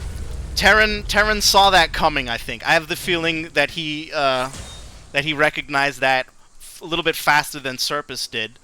And and then also just the person who is ahead in the chem war can then afford to build something else that doesn't help the chem war, but is like a blocker that will hold the pad. Like, just simple bikes will take forever for chem wars to get rid of, and so you can just put them on the pad and then block one of them. And these players, being so good as they are with their micromanagement, they can just do a little dance with the bikes. And then even if Serpus manages to get 1 unit more and manages to, or would be potentially be able to do a 2v1, he can just block it or something like that. But he didn't even need to do that. The bikes were just kind of there. He was just ahead from the start. And when it comes down to an infantry war like that, you have to have another out. And Serpus didn't have that in his deck, with only chems as anti-infantry. Yeah, exactly. And that's one of the problems you can run into. Like, one of the issues we had way early on in the game, like early 2019, the meta was very heavily shaped by flame troopers and shock warriors, because a lot of games turned out like this, where it really just came down to who got their shocks or flames into position first, and then who maintained their value the best throughout the game. Yes, exactly. And a lot of games were decided that way, and that's kind of what you see here. So if you ever find yourself in this situation, what Entsorger is saying is exactly what you need to be doing. You got to make sure that you're in position first. You got to make sure that your units are out quickly, but you also have to clue into it quickly, because that's the one thing that these players do that sets themselves apart from the other players around the community, is that they realize these holes in the decks that they're playing against. Like spamming Pitbulls against Terran's deck there in match number 2 made perfect sense. Serpus realized that Pitbull was going to be very good, so he just made a bunch of them. And then, of course, in this match, Terran realized that Chem Warriors were the way to win this by getting them out early. He did that and wins the game. So just cluing into these specific things can really help you win a lot more games. Yep. Just like Precision, another unsung massive element to high-quality gameplay is recognizing holes in someone's deck. And then what you should be. It's hard to do. It's hard to do. It's so hard, especially because it's such a short game, and the micro really takes up all of your focus, and you can really just fall into that, and you don't even think outside of the box and think about strategy and think about what does this deck have or doesn't have. Yeah. Right. Exactly. As Kenny put it, he very eloquently, 1, 2, 3, 4. I declare a chem war. That's exactly what it was. That's what we had, yeah. Sure. They're not the most exciting game from these top players, but, it is how it is. No, I mean, sometimes that's just the way it goes, right? Yeah. Obviously, we want to see close matches between two players, but this is a tournament too, right? And of course, players want to win, so that matters as well. Another thing that I'm not really a big fan of in this new economy that we have is, if these players would have played this deck with the old economy, we would have definitely seen some more attempts. We'd probably have seen an air flip like that. There might have been a Shade going around back, on open water on those hidden tiles or something like that, because you just have the money for that. You don't have the pop cap to make to spend all of your units that much with the old economy, and so you can do a little bit of shenanigans like that. But now you could see SRPS SS being on his back foot, never having any money for anything. You used up all of his money.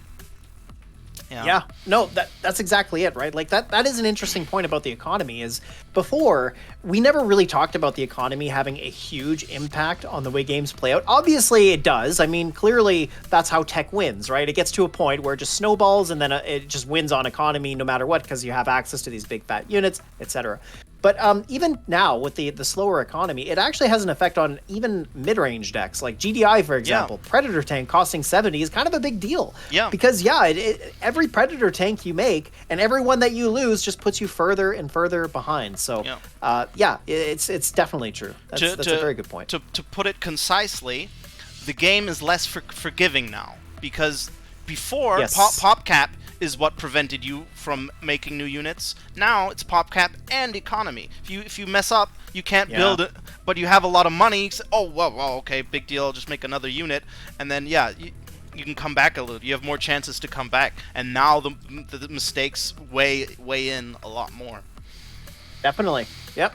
Yeah, and I don't know how much of a fan I am of that. I like having more units, and it's also that indirect nerf to those expensive commander powers. It has all of these little tiny ripple effects, and I think the game's just a little bit more exciting when you can play a little bit more and do a little bit more. I mean, it's already super intensive. Why not keep it intensive by giving you more units?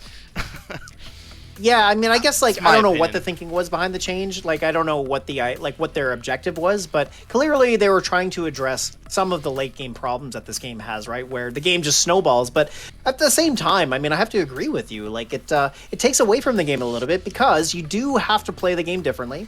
It does hamstring you in some ways. There are certain decks that you can't really play as well anymore. The economy has had a huge impact on the meta in terms of what's viable and whatnot. So, yeah, I agree. I think it would be nice to see the economy return. It'd certainly be nice to see some of the tech players come back at least. Yeah. I mean, as much as I don't like tech, it's nice to have people back in the community, right? Yeah. So I think they've shown now, because we haven't done the economy nerf now, but I think they've shown that they've tried to do it one way, they tried to do it another way, and it just doesn't work. And there's always ripple effects that you can't account for. What we need to do is just redesign tech, pretty much. All right. Players are ready. Shall we? Let's do it. Okay. Establishing battlefield. All right, our next match for you here coming up next is going to be Funic versus Samerlot, and we are here on Frozen Road, a new map we haven't seen yet before, so that's always exciting.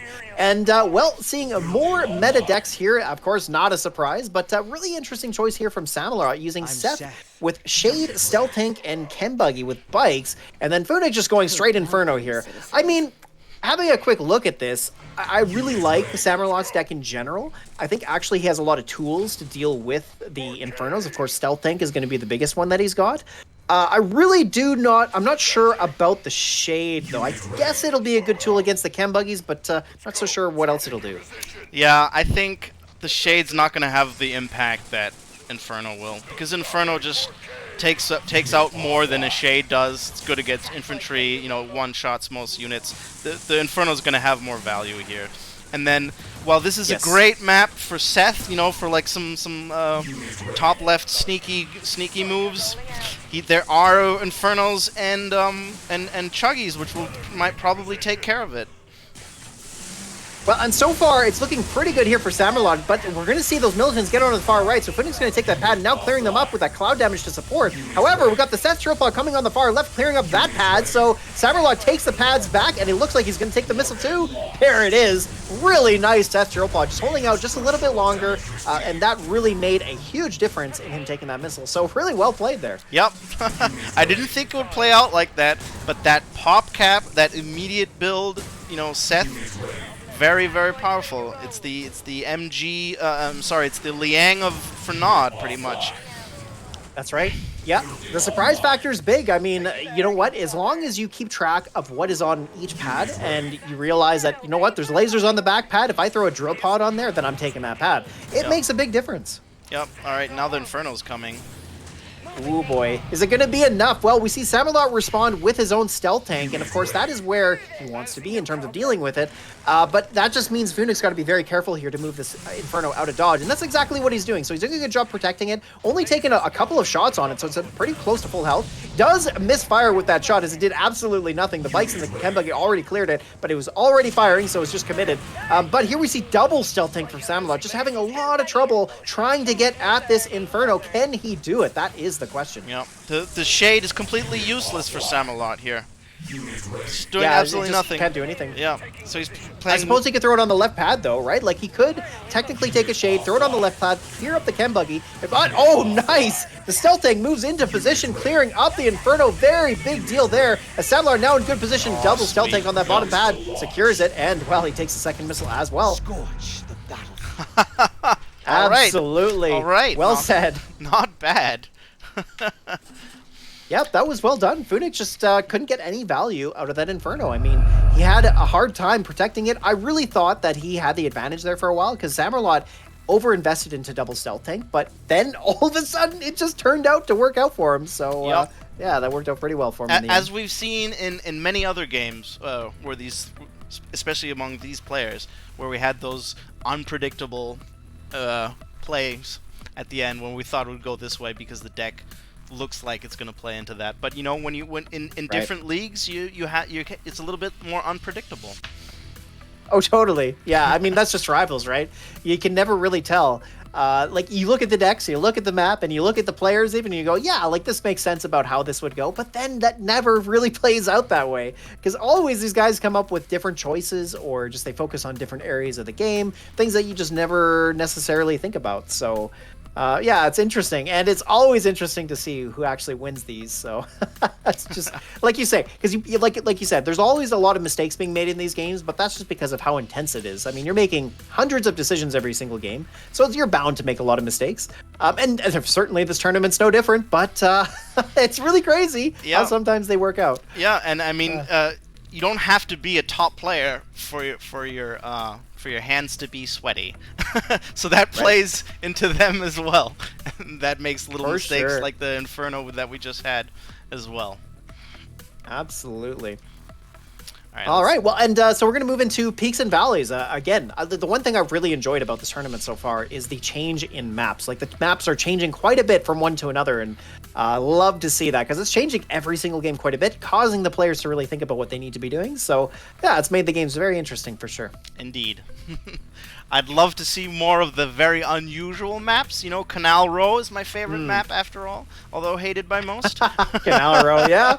Okay, I mean, it's different. It's different, yeah. I love different. And, you know, if it were up to me, we'd do a Canal Row tournament. Maybe we will one day. Who knows, maybe. Although there is talk of a Middle Oasis tournament. That would be cool. Only Middle Oasis. That would be interesting. Yeah, yeah. Okay, both players are in the game. Are we ready to go? Let's do it.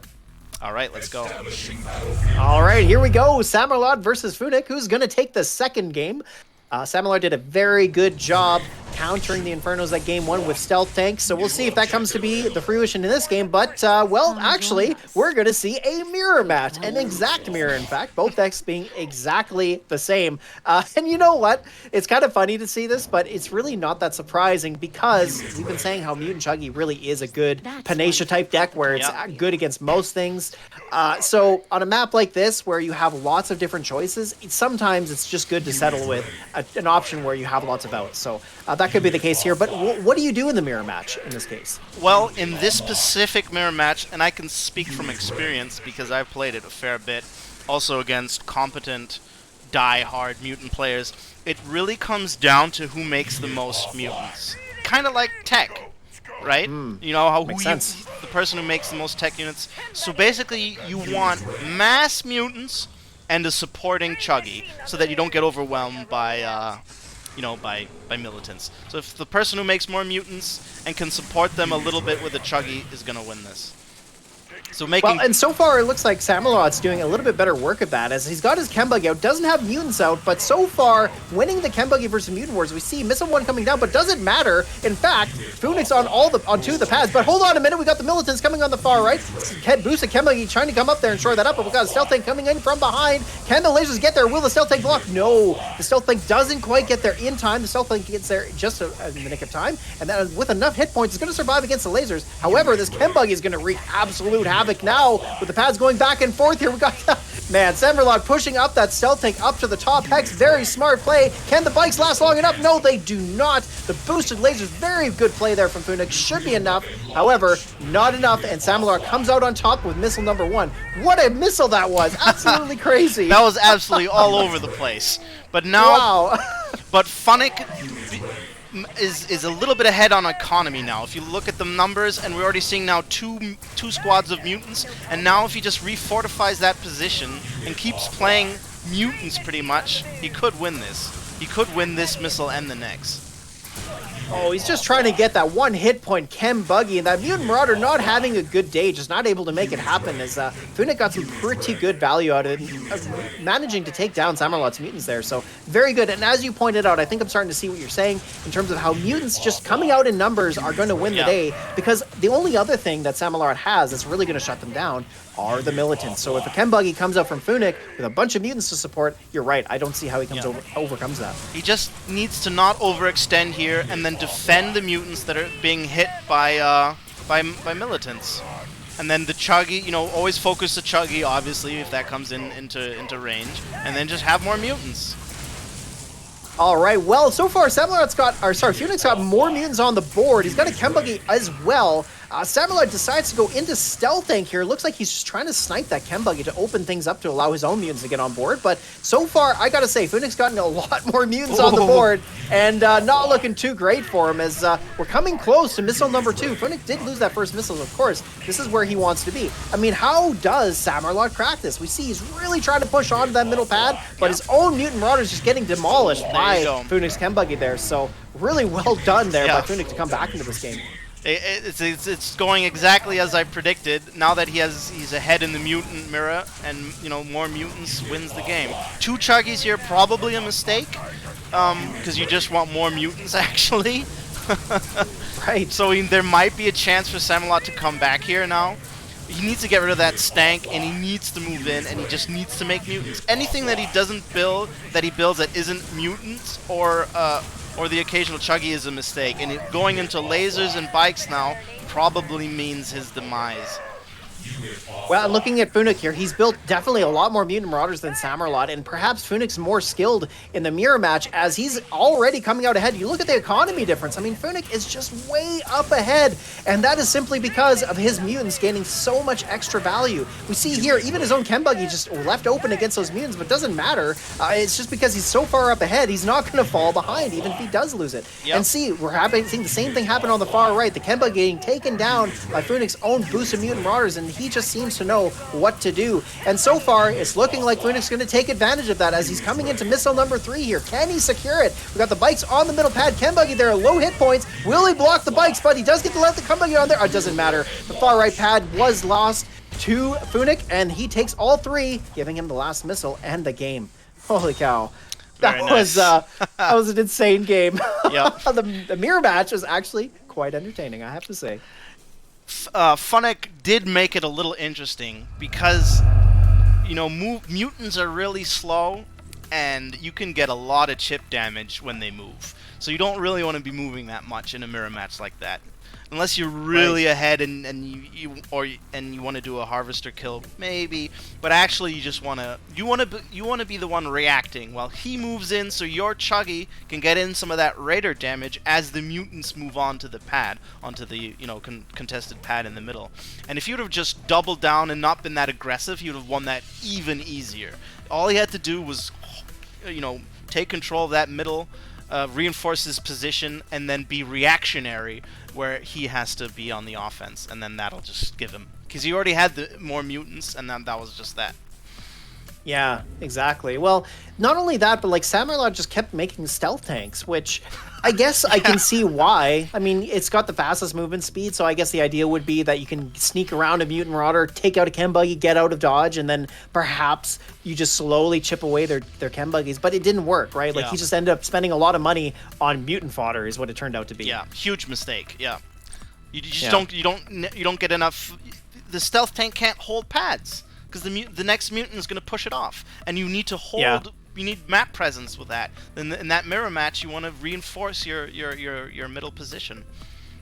Exactly. Yeah. We have another donation, Pepper Saw. Hey! 10 euros. Oh, Pepper Sore. Yeah, Pepper Saw. Right on. Do you know him? It sounds like you know him. I do. Oh, I played okay. him in RTL recently. Oh, okay. I'm not a huge dinosaur fan, but I don't think I've ever heard of a Pepper Saw.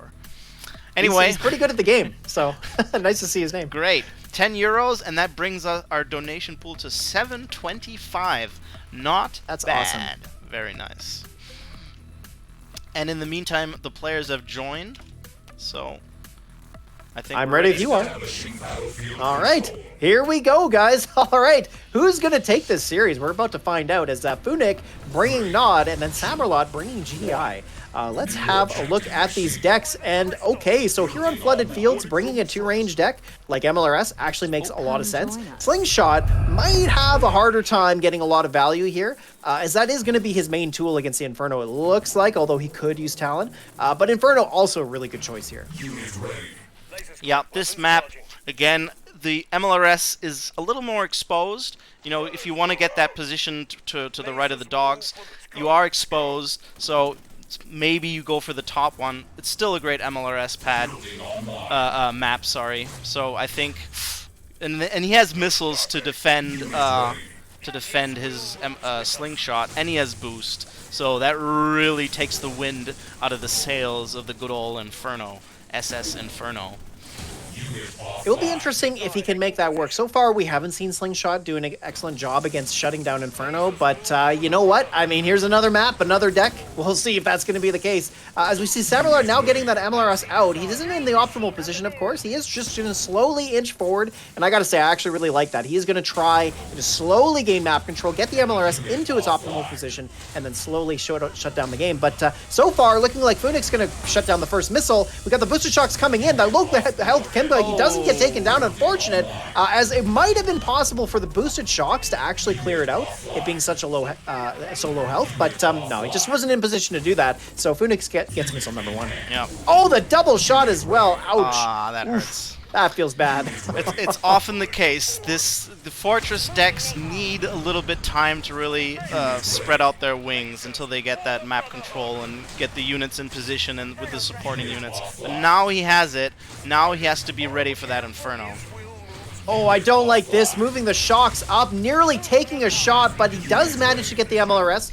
It doesn't seem like it was just in a good position there. I mean, he could have backed the MLRS off. The boosted Inferno, though, does a pretty good job of catching units, so hard to say if he does keep it alive, but still, moving those shocks up was a pretty aggressive play. That said, though, Samarlot looking pretty good here. He's got that MLRS on the middle spot of the map. Inferno does go down, so without any units to really contest here, shocks end the shocks on the bottom pad there. Hold steady. Samarlot comes back with missile number 2.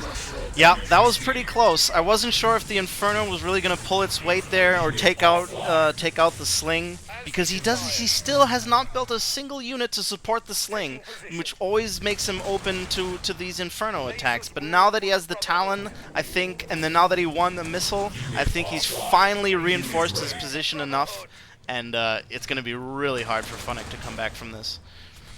Absolutely. I think the problem here that for Samarlot anyways, he has to be careful about how many lasers Funnik decides to build. That is the one difference between MLRS and Giga, is that Giga has the infantry damage going for it, so it's a lot easier to protect against missile spam and things like that, whereas when you're playing MLRS, you have to be a little bit more careful because, of course, shocks are really your main tool to shut down any missiles and lasers coming out. But can the Slingshot clear the Inferno? And almost does! Look at how close that was. The boost nearly made it happen, but my gosh, I don't know if that was just a timing difference on the boosts or something, something, but wow, was that ever close. Either way, the Inferno solo health goes down to that single Talon shot, and now Samurai all 3 pads secured. Oh, the Militants just about got onto the pad. Oh, wow, that was close. Oh, Those wow. shocks just went down in the nick of time, and that gave Samurai missile number 3 and the game. Wow. Yeah. That was a close one. That was absolutely close. I mean, he had that. If he would have just gotten onto that left pad a second faster, Yeah. and then bikes, which are the fastest, still one of the fastest units in the game, they would have just taken over all of the pads, killed the towns, and he would have had it. He cracked it, but just a second too late. Oh, it was so close. Man, that was crazy. Yeah. Great game. Great game. Yep. And I also like the fact that that map is still good for MLRS, but gives you a little bit outs. Doesn't shut down opposing decks quite as much because of the map is not perfect for it. Yeah, that middle section, right? The bottom middle part of the map is open enough that it's not quite so one-sided for decks like Giga Cannon or things like that. So yeah, that's the one thing I do like about it, is like it does work really well for 2-range, but it's not so heavily slanted that if you actually do have to play 2-range deck on there, you're just completely down and out. I mean, obviously there's a big advantage for the 2-range deck, but still, like it does play out in a way where you have ways to compete against it. So I agree. That's one of the reasons I do like the map too. Exactly. It just makes things a little bit more balanced, and it's not so one-sided. Because, you know, stomps are always... Stomps are... They're boring to play, you know, unless you like winning that much. But other than that, they're boring to play, and they're boring to watch. Yeah, for sure. Yeah, exactly. All right. Well, that tidied up that series. So Samlarot will move on, and if I'm not mistaken, that was a losers bracket match. So that does mean Phoenix out of the tournament. I mean, I gotta say, for a guy like him, like, wow, he's clearly a very talented player. Like, you watched his gameplay, the way he played Inferno, did a very good job of protecting it, trying to get favorable matchups. Samlarot, no slouch either, though, does manage to come forward. So it's unfortunate that Phoenix drops out here, but wow, he actually made it pretty far. That was round 5 that he made it all the way to, so good for him. Yeah, definitely. But, yeah.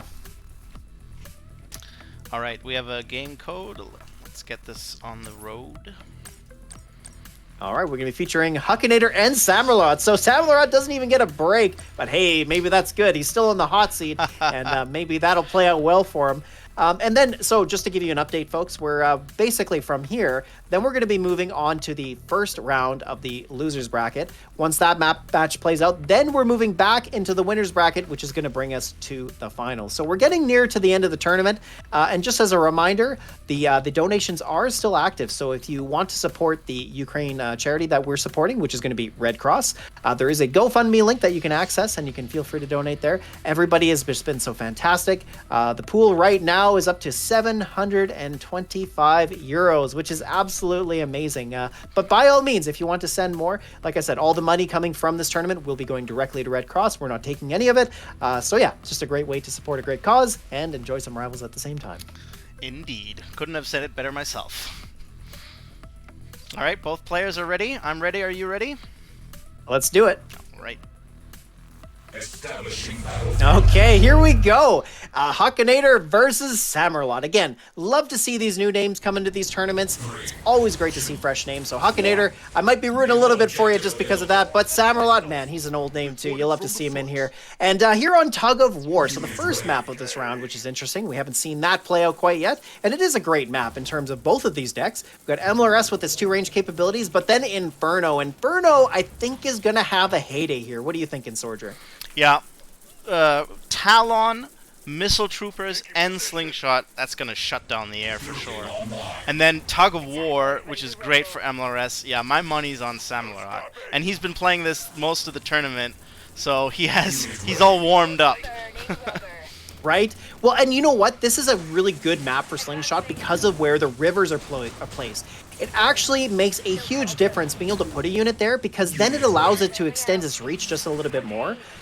But also, it does depend on how much map control you have. You're not going to throw a Slingshot there and then just not have anything to put in front of it. So right, but it does give you that out.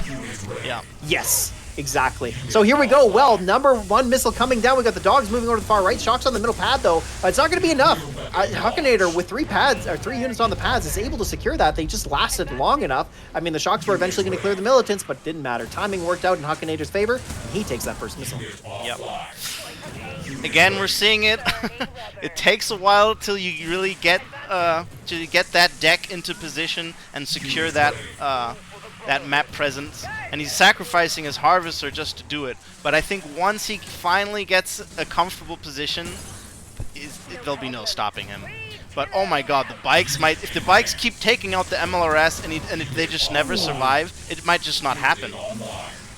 Yeah, look at this. I mean, double bikes move so far up. Huckinator really just way far up, getting that Harvester kill and an MLRS as well. So that has put Huckinator way far up. And of course, for Samalot, he's not playing a super expensive deck, but Huckinator is. And getting that Harvester bounty is definitely impactful. Plus, shutting down Samalot's economy, making sure he has no expensive answers, like Talon, for example, which costs 80. I mean, it's just going to allow these Infernos to do what they do best. And, well... yeah, no surprise there. Samalot down and out.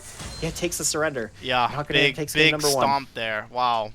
That Harvester kill, while not meaning the world to him, just meant that he could go into air. He didn't need air. He already had map control. He was doing fine with bikes. But the fact that he could do it and that Samalot couldn't build a sling to counter or anything meaningful just really sealed the deal there for him.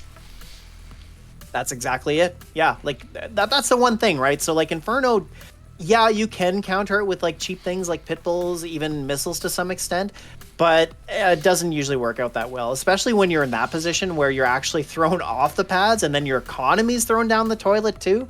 Yeah, that was a real tough spot there for Samalot. I don't even know if there was a way for him to make it back into the game. I mean, he really just needed to get map control again and then find some way to protect his Harvester because he just had no way to get to Slingshot or Talon or anything that he needed to try and disrupt that. Yep. So it was kind of unfortunate to see, but that is sometimes how it goes. It is, yep. All right, I think we can do our first vanity draw now. Oh, very nice. Exciting. It has... we started out with 16, and we are up to 34 donators now. So we have a big list to draw from. That's fantastic. Awesome. All right, let me turn on the Google number generator. We have 5 draws, so this will be our first one. Let me just find...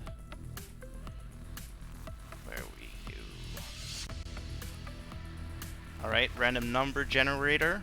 We're starting at 2 because my Excel spreadsheet has the filter at the top in the first cell. So let's see who it is. Generate 5. 5 is going to be Funnick. Hey, alright, look at that. And a player. Drops out of the tournament, but gets a vanity. You'll love to see that. Yep. Let me just add win to the list, to one of the columns. And we just got another donation, €5 from Derek. Thank you very much. Oh, right on. That's awesome.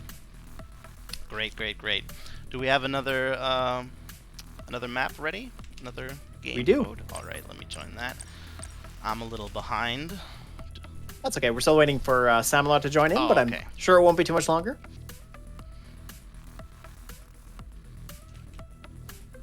Well, I hope everybody's enjoying the tournament. Of course, for us, it's just a lot of fun to get together and play some Rivals games. Like I was saying earlier in the stream, if you do like what we're doing, this is supported by Legion. We do have some really sweet merchandise, some t-shirts, cups, mugs, those kinds of things. And yeah, if you like what we do, definitely consider supporting us that way, and you'll get some sweet merch to go along with that. As always, Legion tournaments are fully supported by the community. We rely on the donations from the community to make them happen. So I think we do have a couple more events in the pipeline, but hard to say what we have going on there. So for sure, if you want to see us continue to put on events, consider that. But either way, we're happy to do this and get together and do some great Rivals. Yeah, and also, personally, I think the Legion logos are pretty cool. Viper, right? Viper did Viper's fantastic work. All of the design that we have here, all of our, our merch, our logos, the fonts, everything put together, our posters, it's all Viper, and he does that all for free, and really, really great guy. Yeah, just for the love of the game. Yeah, Yep. you'll love to see it. Indeed. Ooh, we have players. All right. So I think we're ready to go, Entsorger. I'm ready. All right, let's do it. Establishing battlefield. Okay, here we go. Huckinator against Samerlot. And of course, again, Samerlot has lost a series before, so whoever loses this is out of the tournament, and then we're going to start to march towards the finals. Now, let's have a look here. So we are on open prairie, and both players have decided to bring Inferno, but a very key difference is that there's militants on one side and wheels on the other. I don't know if that's actually going to make it a material difference in this matchup. I Yeah. mean, the wheels are pretty useful, right? But then, Ken Buggy, you just tend to use all the time. I guess the one drawback here is that Samerlot doesn't have a really good answer besides Ken Buggy against lasers, but also has Ken Buggy, so is it really that big of a problem? Most likely not. I think, I don't know, maybe Huckinator can do it this time, just because Samelot has been playing so much Fortress today. Although, Right. you know, he is overextending here a little bit, but the units are all locked out here. So yeah, I mean, he's got, so he's pushed up his bikes and his militants way further up, which means Samerlot has an easier time of building units to respond, and Huckinator takes a little bit more time getting to the pads. That said, he is using these fastest attack bikes, so he is getting to the pads in a reasonable amount of time, but, of course, what's really important is we're getting down to missile number 1, and who's going to take it? So Samerlot here trying to get onto the pads with those lasers, and the Ken Buggy just getting a few extra lone bike missiles, but slowly getting some damage against these militants. However, I don't think it's going to be enough to get onto the pad, and with that nice two-step going on there, Huckinator takes missile number 1. Yep. In a situation like that, where you see you're gonna lose the missile, you can squeeze in some extra value by just thinking a little bit ahead, realizing I'm losing this missile. Those lasers at the bottom right pad could have attacked the bikes at least, and he would have been forced to block, because he wants to win that missile. So then why not at least clean up a little bit of some of his units and get a little bit more value out of it? Yeah, absolutely. Completely agree. And I think that is one thing that really is a difficult thing to clue into is that timing towards the end of the missile. You're always feeling so intense that you got to get onto the pads and take the missile. But sometimes you also have to realize when it's just time to toss away the missiles and focus on moving past that point. So, I mean, of course, if it's the third missile, you don't do that. But in this case, yeah, certainly. Yeah. It's a simple play, but it's an advanced move.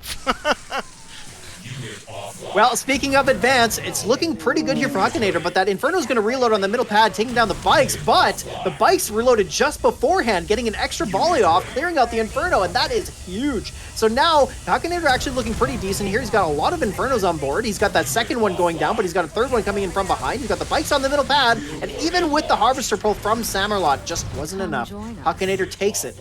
Really, really good stuff. Yep.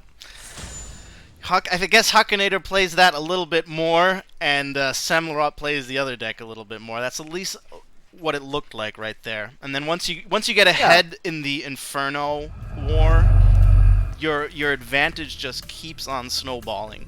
You know, it's always hard. Gets harder the more Infernos you get, and the more positioning you get, and it's all downhill from there, unfortunately. Exactly. I mean, the Flame Hexes just they deny area so well. Because they do quite a lot of damage. In fact, they do more DPS than a Chem Cloud, if I remember correctly. And it just shuts certain things down, like infantry can't walk into it. Even small, like cheap units like attack bikes take a heck of a lot of damage from the flames.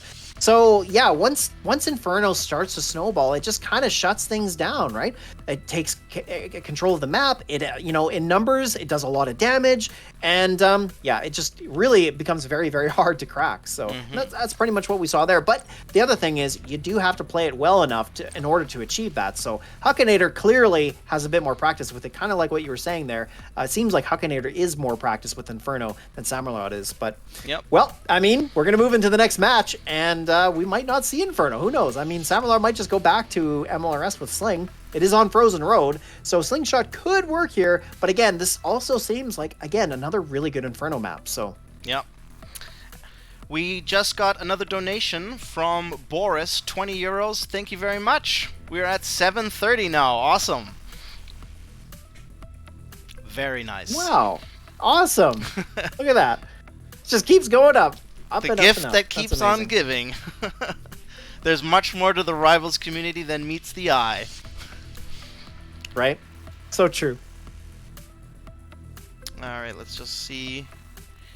I think it's supposed to be Samerlot isn't in here, isn't it? No, Semerlot just lost that one.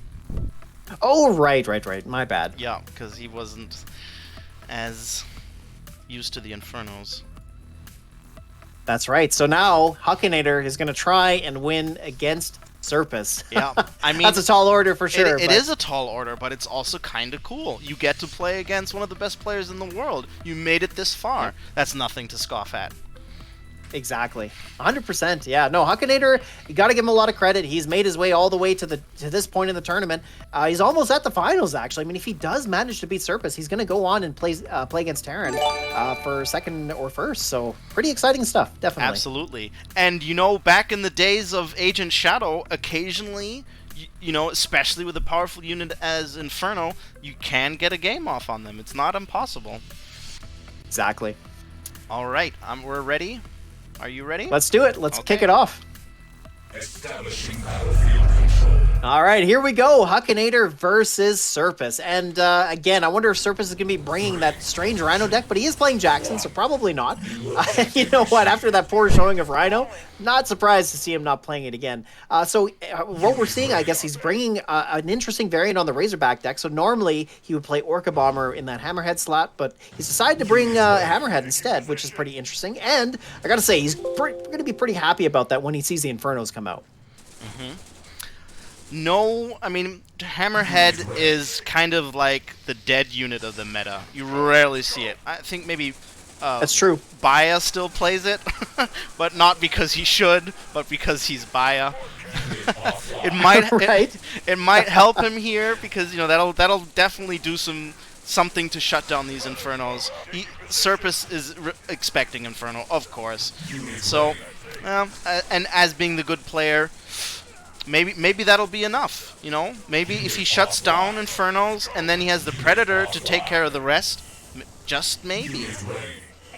Well, and here we go. So Serpus looking to make his mark on this first missile. We got attack bikes coming in from behind, but the Razorback is going to go and sit on that far left pad. Of course, it doesn't go down in 2 full bike volleys, but he moves off the pad there to try and clear up the militants just to secure the far right pad, I suppose. But the Razorback is going to go down, and I'm not sure if he had done that. Maybe if he just hold on to the pads, he would have just been able to win the missile that way. But, well, this is the way he's chosen. So here we go. Bikes almost get off the pad completely. The bikes are going to clear them up. Razorback coming in on the middle pad will clear that up as well. All he has to do is move to the far left pad. Again, that should hold steady long enough in order for him to secure the first missile, and it looks like that's going to be the case.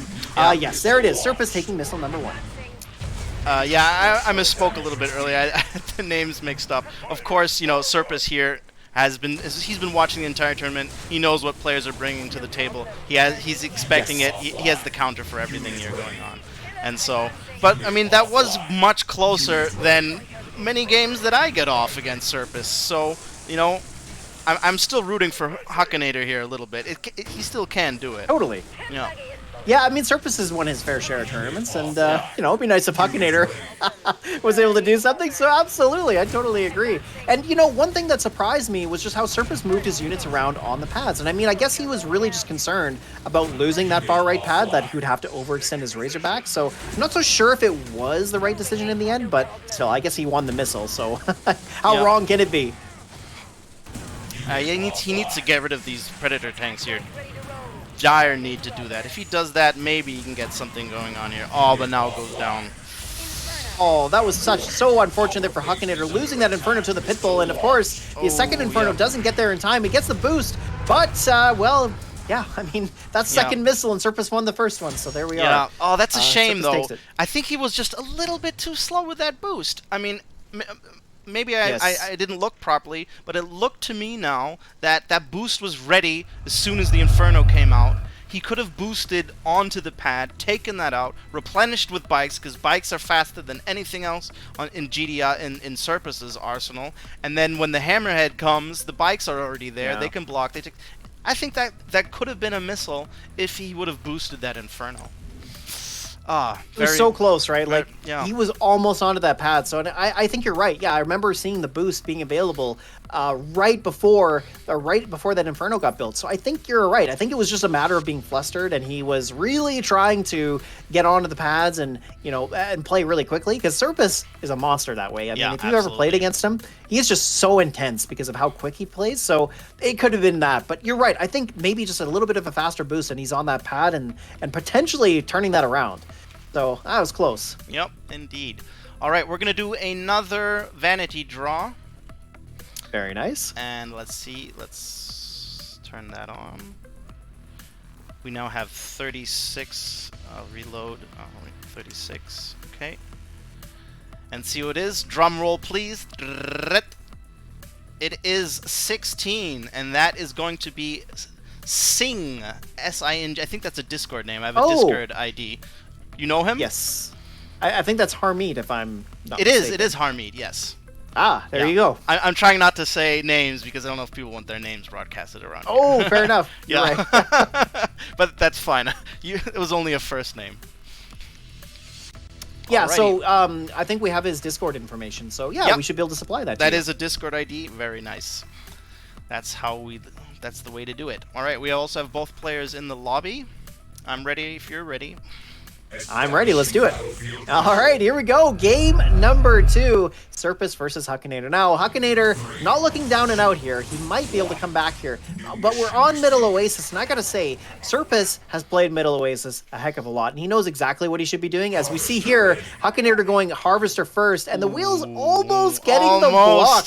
Almost, but not quite. Now, correct me if I'm wrong, Entsorger, but I believe what you're supposed to do if you do go Harvester first is you should actually micro it down to that bottom tip field. Is that correct? Yes, that does give you a little bit more outs. Yeah. I'm not sure exactly what the strategy is on it. I know that it's just always worked out for me. I usually know most of the strategies. I guess you can just defend it better, right? It just gives you a little bit more. I think so. A little bit more room.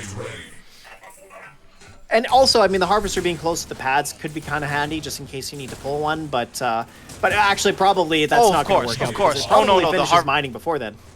Definitely. Harv pull. Yes, of course. Huge. It's kind of like that other map, the middle map, the MG middle map, where you also do that. Right. Yep. Yeah. You're right. So here, Serpus looking pretty good, right? Like, he's got double tank online. That second one, of course, is very, very low hit points, but it's done its job. It's taken down all the bikes. And the most important thing here for Huckinator is he's not able to really build his chem buggies, right? But we got double laser almost getting that Harvester. Serpus really, really trying hard to get it, but just doesn't quite make it there. And good blocking from Huckinator on the double laser there, but it's just a matter of time. I mean, as soon as there's an opening there, Serpus is walking in and taking that Harvester bounty, as we're about to see. Oh no, actually that laser I think is fully reloaded. Yes, it is! It's taking down the tank! You don't get to see that too often, but man, that was awesome. All right, so, of course, what matters here is the missile. The Inferno bombs the Chem Warriors. It does go down, and nice flip there from Huckinator. Really nice stuff. And that gives him missile number 1. Yeah. So Harvester for a missile is a great trade. It really is. Yep. Yeah, even on Middle Oasis. And actually, I mean, for Huckinator, he is playing an expensive deck, so having money is important to him. But, well, if you got that first missile under your belt, you've got lots of time to get your economy online, that's for sure. Now with 2 chems, though, and no Inferno money to deal with it, he's not going to be able to take down this tank. I think now that did buy him some time, but he's just so oppressed now. The only way he can crack this tank is bikes, because these chems are shutting down everything else. So he has to make bikes, and then maybe, hopefully, somehow take a pad. But I don't know if I see that happening. Yeah, you're absolutely right. Like, what we're seeing here is the chems are, just as you said, he has nothing really other than Inferno. He does have Chem Buggy, but Chem Buggy is just not that great against Chem Warriors because Chem Warriors survive the clouds. They're immune to it. Having said that, though, I mean, Serpus here just dominating now. He's got all 3 pads taken, even pulled the Harv just to make sure. And, yeah, it's as you said, these Chem Warriors are just a huge problem for Huckinator. Absolutely, yeah. Now he's completely shut out of the game. Can't harvest. SRPSS made a Phantom just for good measure. He's not even harvesting anymore. He's so invested in the slaughter here. Yeah, I don't think there's any more coming back from this. No, and even though, like, right now you can see Huckinator slowly getting rid of these Chem Warriors, it doesn't really matter because the next thing he wants is Inferno. He has no Harvester, so there's no way he's getting there. And even if he does, Surface has got that Phantom sitting there. I mean, look at this. Surface even has got his own Harvester just sitting on the pad. He's got enough money and enough units on the field that he doesn't have to worry about it. So that's kind of what we're seeing. And yeah, I don't see any way for him to get back into this. He's going to clear the Harvester, but those boosted Chem Warriors just absolutely make short work of those lasers. And that's it. Surface takes missile number 3. Yep. I think his best bet there probably would have been making more bikes. Like, yeah, you don't. Yeah, maybe. The tendency to not want to make bikes when there's a tank flying around is high, but it was really the only way because he kind of overinvested on chems because he just wanted to shut down those lasers, and then. Yeah. So then if you can't build lasers, what else do? You build bikes. And then eventually you get the tank down. And then maybe somehow you get some map control back somewhere. But by not doing that or not even trying, then that was that. Yeah. Pretty much. But I mean, getting a missile on an SRPSS, no matter how you do it, is still a worthy feat. Absolutely, and it was a nice missile too. Like, it wasn't just like a janky, just happened to sneak in there at the last second and win it. No, it really was actually a well-played missile. And, yeah. And I mean, Huckinator, to make it up to this point in the tournament, yeah, like you said, you know what, he got to play against one of the best in a real competitive environment, and you got to take that away with you because Absolutely. How often do you get that opportunity, right? Yeah. Like, how often do you get a chance to do this and actually really go through in your mind the exercise of playing against these guys? So, Huckinator, I really hope to see your name again. I mean, don't feel that losing to Surface is a bad thing. We all do it. We all lose to Surface, so so don't feel bad. And it was just great to see some new faces come in, and yeah, overall, really good stuff. Right. Absolutely. All right. All right. So, this is the finals now, right? It is. Terran versus SRPSS. Who would have guessed? I know, right? Yeah, how could you have called it? Absolutely. I mean, the two best in this tournament, I think, at least in terms of seeding, they're probably the two highest. Not a surprise to see them come out at the end of the tournament. So, yeah, just very, very talented players. Now, that really does raise the question, though. Quasar, or Terran, is up a win. So he hasn't lost yet. That means that going into this finals, he has a huge advantage in that if he does drop in this first best of 5, by the way, we're moving to a best of 5, then he still has another round to play where he could still win and takes SRPSS out. So this is going to be a really, really tall order for Surface here. I mean, Terran is no slouch. I've seen these two play against each other, and it's always close games. So I can't even tell you who's got the advantage here. It's going to come down to decks. It's going to come down to so many minuscule things. But all of that aside, I'm just excited that we get to showcase some of the best rivals here. And I'm ready if you are, Entsorger. Yep, I'm ready. Let's do it. Establishing battlefield. All right, here we go. The finals. What you've all been waiting for. Will there be And rhinos? featuring- Place your bets. Right? I mean, obviously it's not here, but you never know. I mean, you hope to see at least one of these games come out with Rhino, but we'll see. And to start off with, both players moving the Harvesters to the alternative tip field location, which I'd like to see. But looking at the decks, actually it's a similar matchup to what we saw before. Terran bringing the Inferno deck, and Surface bringing this Shade with Stealth Tank deck with Seth. So, again, I think Terran still has the advantage, right? Like, that's kind of how we saw that first match play out with these decks. I think so. Well, I don't know. The 2/2 Nod deck is good against Nod. If the Inferno doesn't kill anything because Surface is just flying around, I think my money's on Surface here. You might be right. Like, just having the extra flexibility with the flyers, like the Venom, which is really cheap, and then, of course, Terran's main tool to deal with that will be the bikes. But also Stealth Tank. Yeah. The Inferno, I guess, could be a big problem, right? Like, if he's able to shut down the Stealth Tanks using it, then that could be a way for Terran to win this. But, I have to give you... Yeah, I gotta agree. Like, having the extra flexibility with these cheap flyers and Seth could be just enough. Because at the end, as we've been saying, it really is about the pads, so... If he sees Infernos, he just stops making ground stuff and Terran's pop cap. Right. That's a good point. And you don't ever have to... And the chems are also pop cap, because you don't have to kill them. You have air. The only thing you need to deal with here is lasers, bikes, and stank, if you're Surface. Right, well, and so far we're not seeing a stealthing come out from Terran, and I mean, Terran's doing a pretty good job of securing the pads, although that said, I mean, he's got a lot of low hit point units. He's got that single Chem Warrior there, the bike's there, and the Shade will reload, but it won't be in time. Actually, it just about was. That Chem Warrior surviving allowed Terran to secure all 3 pads, and that gives him the first missile, which, you know what, for the type of deck he's playing, that is a very good thing, and of course, I mean, winning first missile is great anyways, but yeah, certainly helps when you're playing a deck like that. But you kind of already saw the slight advantages that I think Surface has, because it was very close. He had the right units on all the right pads. It's just that the chems were so tanky and they lasted long enough. But he would have won that.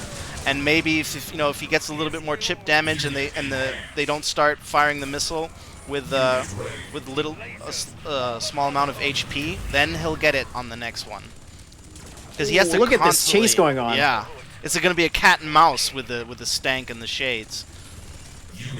Yeah, absolutely. Like, that's going to be a big determiner here, too. So Terran going double stealth tank here, very interesting. Of course, if he does manage to shut down all the air units from Surface, being the Venom and the Shade, then that does open Terran up to do a lot more with his Chem Warriors, because that is pretty much what Surface needs. Now, a Cephalopods coming down here is a little bit early, but the nice thing about it, it puts his Flames into a position where they're at least able to deal with these Chems. And now the Chems are having trouble getting onto the pad, so that's tied them up there. We got a Venom coming up on the top pad as well. Surface looking pretty good. The Venom should hold on long enough, but hold on a minute. No, wait a minute. It looks like the Chem Warrior is going to move up. It's going to take care of the lasers. Venom does move the lasers on the top pad. It's so close. The timing might just work out, but oh, the blocks. Yep. The blocks on the middle pad come in hot, and Surface takes missile number 2. There we go. That's the play. That's exactly what I was getting at. If he just doesn't have that amazing advantage by those tanky chems, which were then essentially just pad blockers, then then this deck goes to work against Nod. It does what it does best. It deals with Nod, the anti-Nod deck. No kidding, yeah, that is what it seems like. And even there, the Seth's drill pod actually was pretty impactful. Like, really interesting decision to play it at that point in time and in that location, because no chems were on the field, and Surface knew that a Chem Warrior coming out late could be a big problem. So that was a really nice play from him. That was absolutely huge. And then now with the EMP, if you play the EMP right, you just get such a huge advantage, because you get to fire before the stank gets to react. I mean, we're not seeing it that much here, but I mean, it can always happen, and you just have to be so careful when playing as the stank player.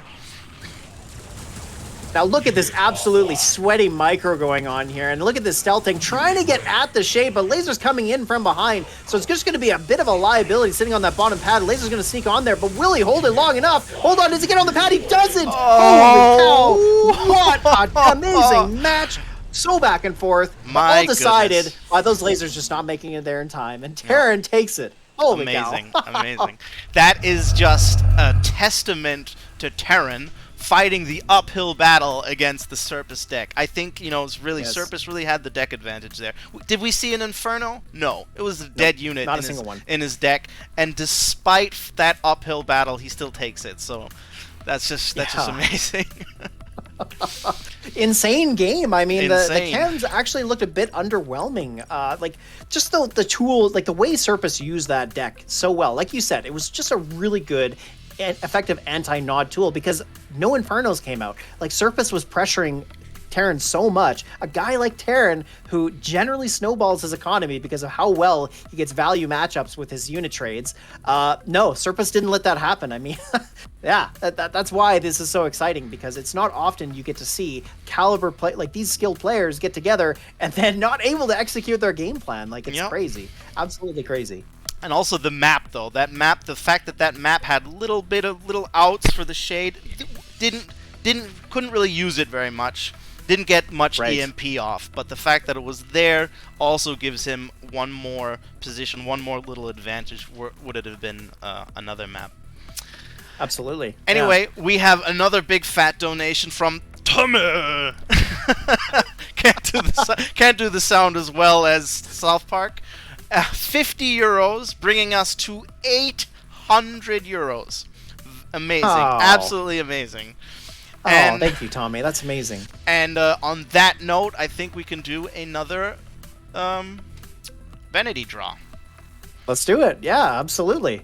All right. Let's get the supporters some vanity. Drum roll. And it will be 28. 28. Who's number is, 28? A name I'm not sure how I pronounce. Air. A1IR. Oh, do we have a name for that one? Like a Discord name? I assume we do. I think that is the in-game Discord name. Yeah. Perfect. Yeah, his first name is Dennis. Right on. Congratulations. Congrats. Sweet vanity.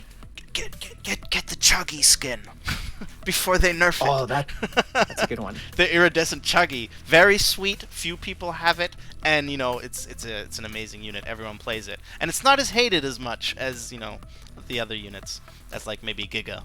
That could be debatable, but That could be debatable. You might be right? Yeah. I mean, I think we can agree Chuggy is better than Giga, right? But yeah, it's still very impressive. Absolutely. Yeah, it is hated. All right. Well, with that out of the way, I think we're ready to do this rematch on open water. All right, going to be interesting, I think. Yep. Open water. Maybe we'll see some sneaky sneaks. I'm looking forward. Well, and so Serpus has decided to play, it looks like it's going to be the same deck, but I am expecting to see Orca Bomber in that Hammerhead slot. And no, oh, what is going on here? Okay, I was not expecting this. So as Serpus has brought an no Harv MG deck with Talon Tech Splash, Talon Splash, and then Terran has brought Inferno. Oh my gosh. You can't see it right now, but I'm doing a little dance. This is okay, so like I'm just gobsmacked by this because number one, so no Harv MG is a very risky play, and this is the finals of a tournament where SRPS is down a win.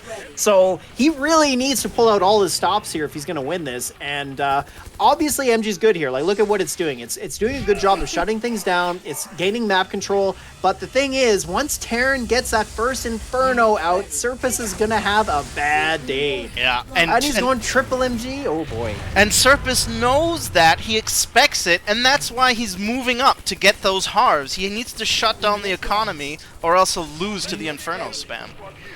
Yeah, I don't even know if that's going to do it.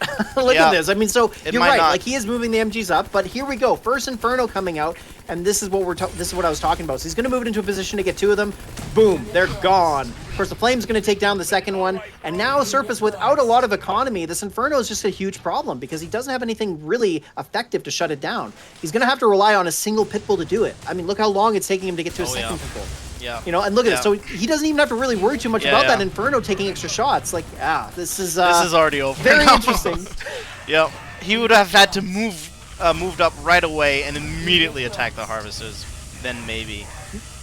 Now, having said that, no Harv MG can win on having gross micro tricks, so we'll see. Can Serpus do that? He is a very strong player. So look at this. He's going to spam dogs now. The dogs could win this, but we'll see. He's going to try and get the dogs onto the middle pad and get the block, but of course the Inferno is just going to reload and take down another set of 4 dogs here. But yeah, just going to be a matter of time. He does take down the missiles and goes after the spawn point. That just feels absolutely savage. Well, there it is. The dogs of desperation, as I like to call them. When all else fails. Wow. Yeah, especially no Harv MG, like when you have nothing else. Sometimes that's all you got. It's just spam dogs because they're cheap and, I mean, you can afford them. And because of the way they work, they can sometimes win you games that way. It's kind of cheesy, but yeah, it does work. That said, I mean, no Harv MG is pretty cheesy anyway, so I am so shocked to see that. I'm really surprised. I mean, SRPS is definitely bringing some interesting decks that we don't normally see from him, like the Rhino Solomon deck, but also now no Harv MG. And yeah, like I can see the wisdom behind it, but playing against Inferno on open water with that, oof. Yep. Oof. And then the decision to double down like that and make multiple MGs when you're probably expecting an Inferno and you should have a Sling maybe in position. I mean, you can, if you charge perfectly with almost no stall, which you can achieve, especially on that map because you get onto the pads in only like 2 hexes. If you achieve perfect charging and you have everything in position, by the time a second Inferno comes out, because the first Inferno will definitely get one of the MGs, but then it'll probably be virtually dead against the Sling, and then you overwhelm with dogs as the second Inferno comes out. That is usually that's the way I would play that, and I think then maybe you would have a chance. But the fact that he spent so much money on MGs really just kind of dug his own grave there.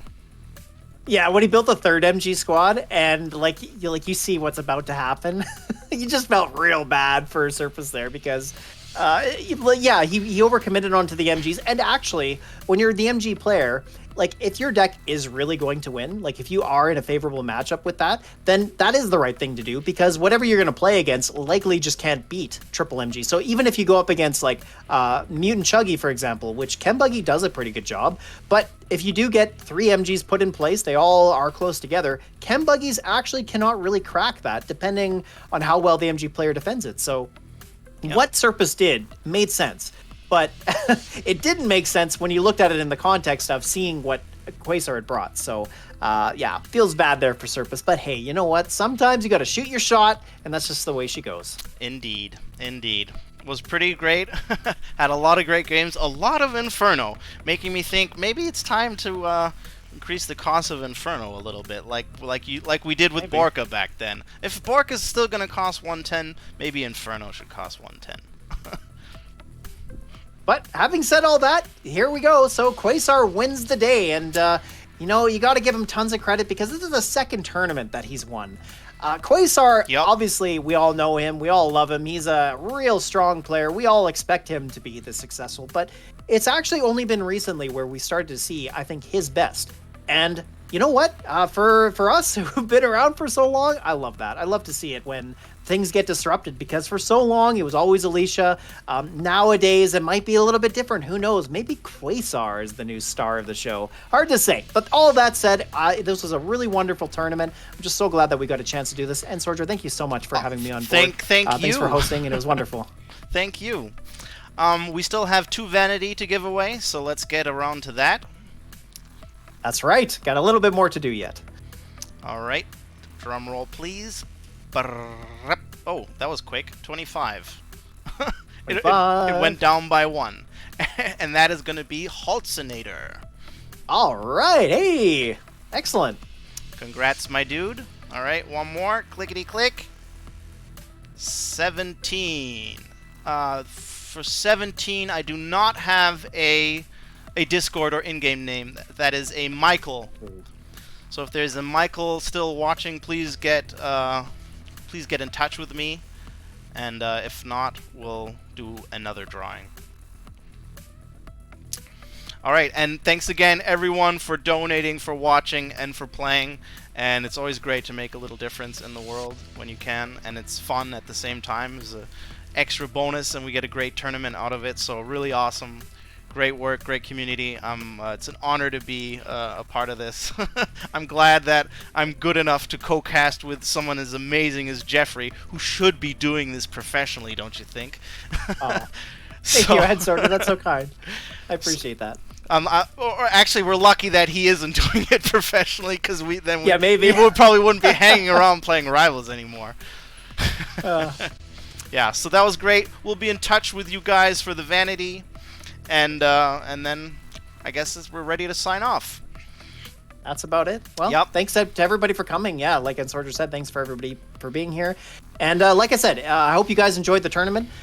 Certainly, the one way you can support us if you want, the Legion that is, you can buy our merch. We have a buy a coffee as well. So if you like to see our events and also, like Entsorger was talking about, the great graphics and everything that we see, it's a full package. So when you support us, you get that basically.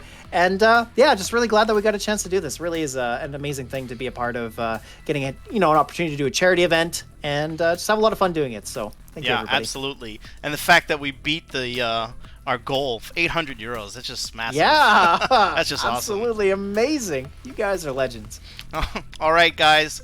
I'll see you all probably tomorrow. Absolutely. Take care, everyone. Thanks for tuning in. Thanks for donating. Over and out.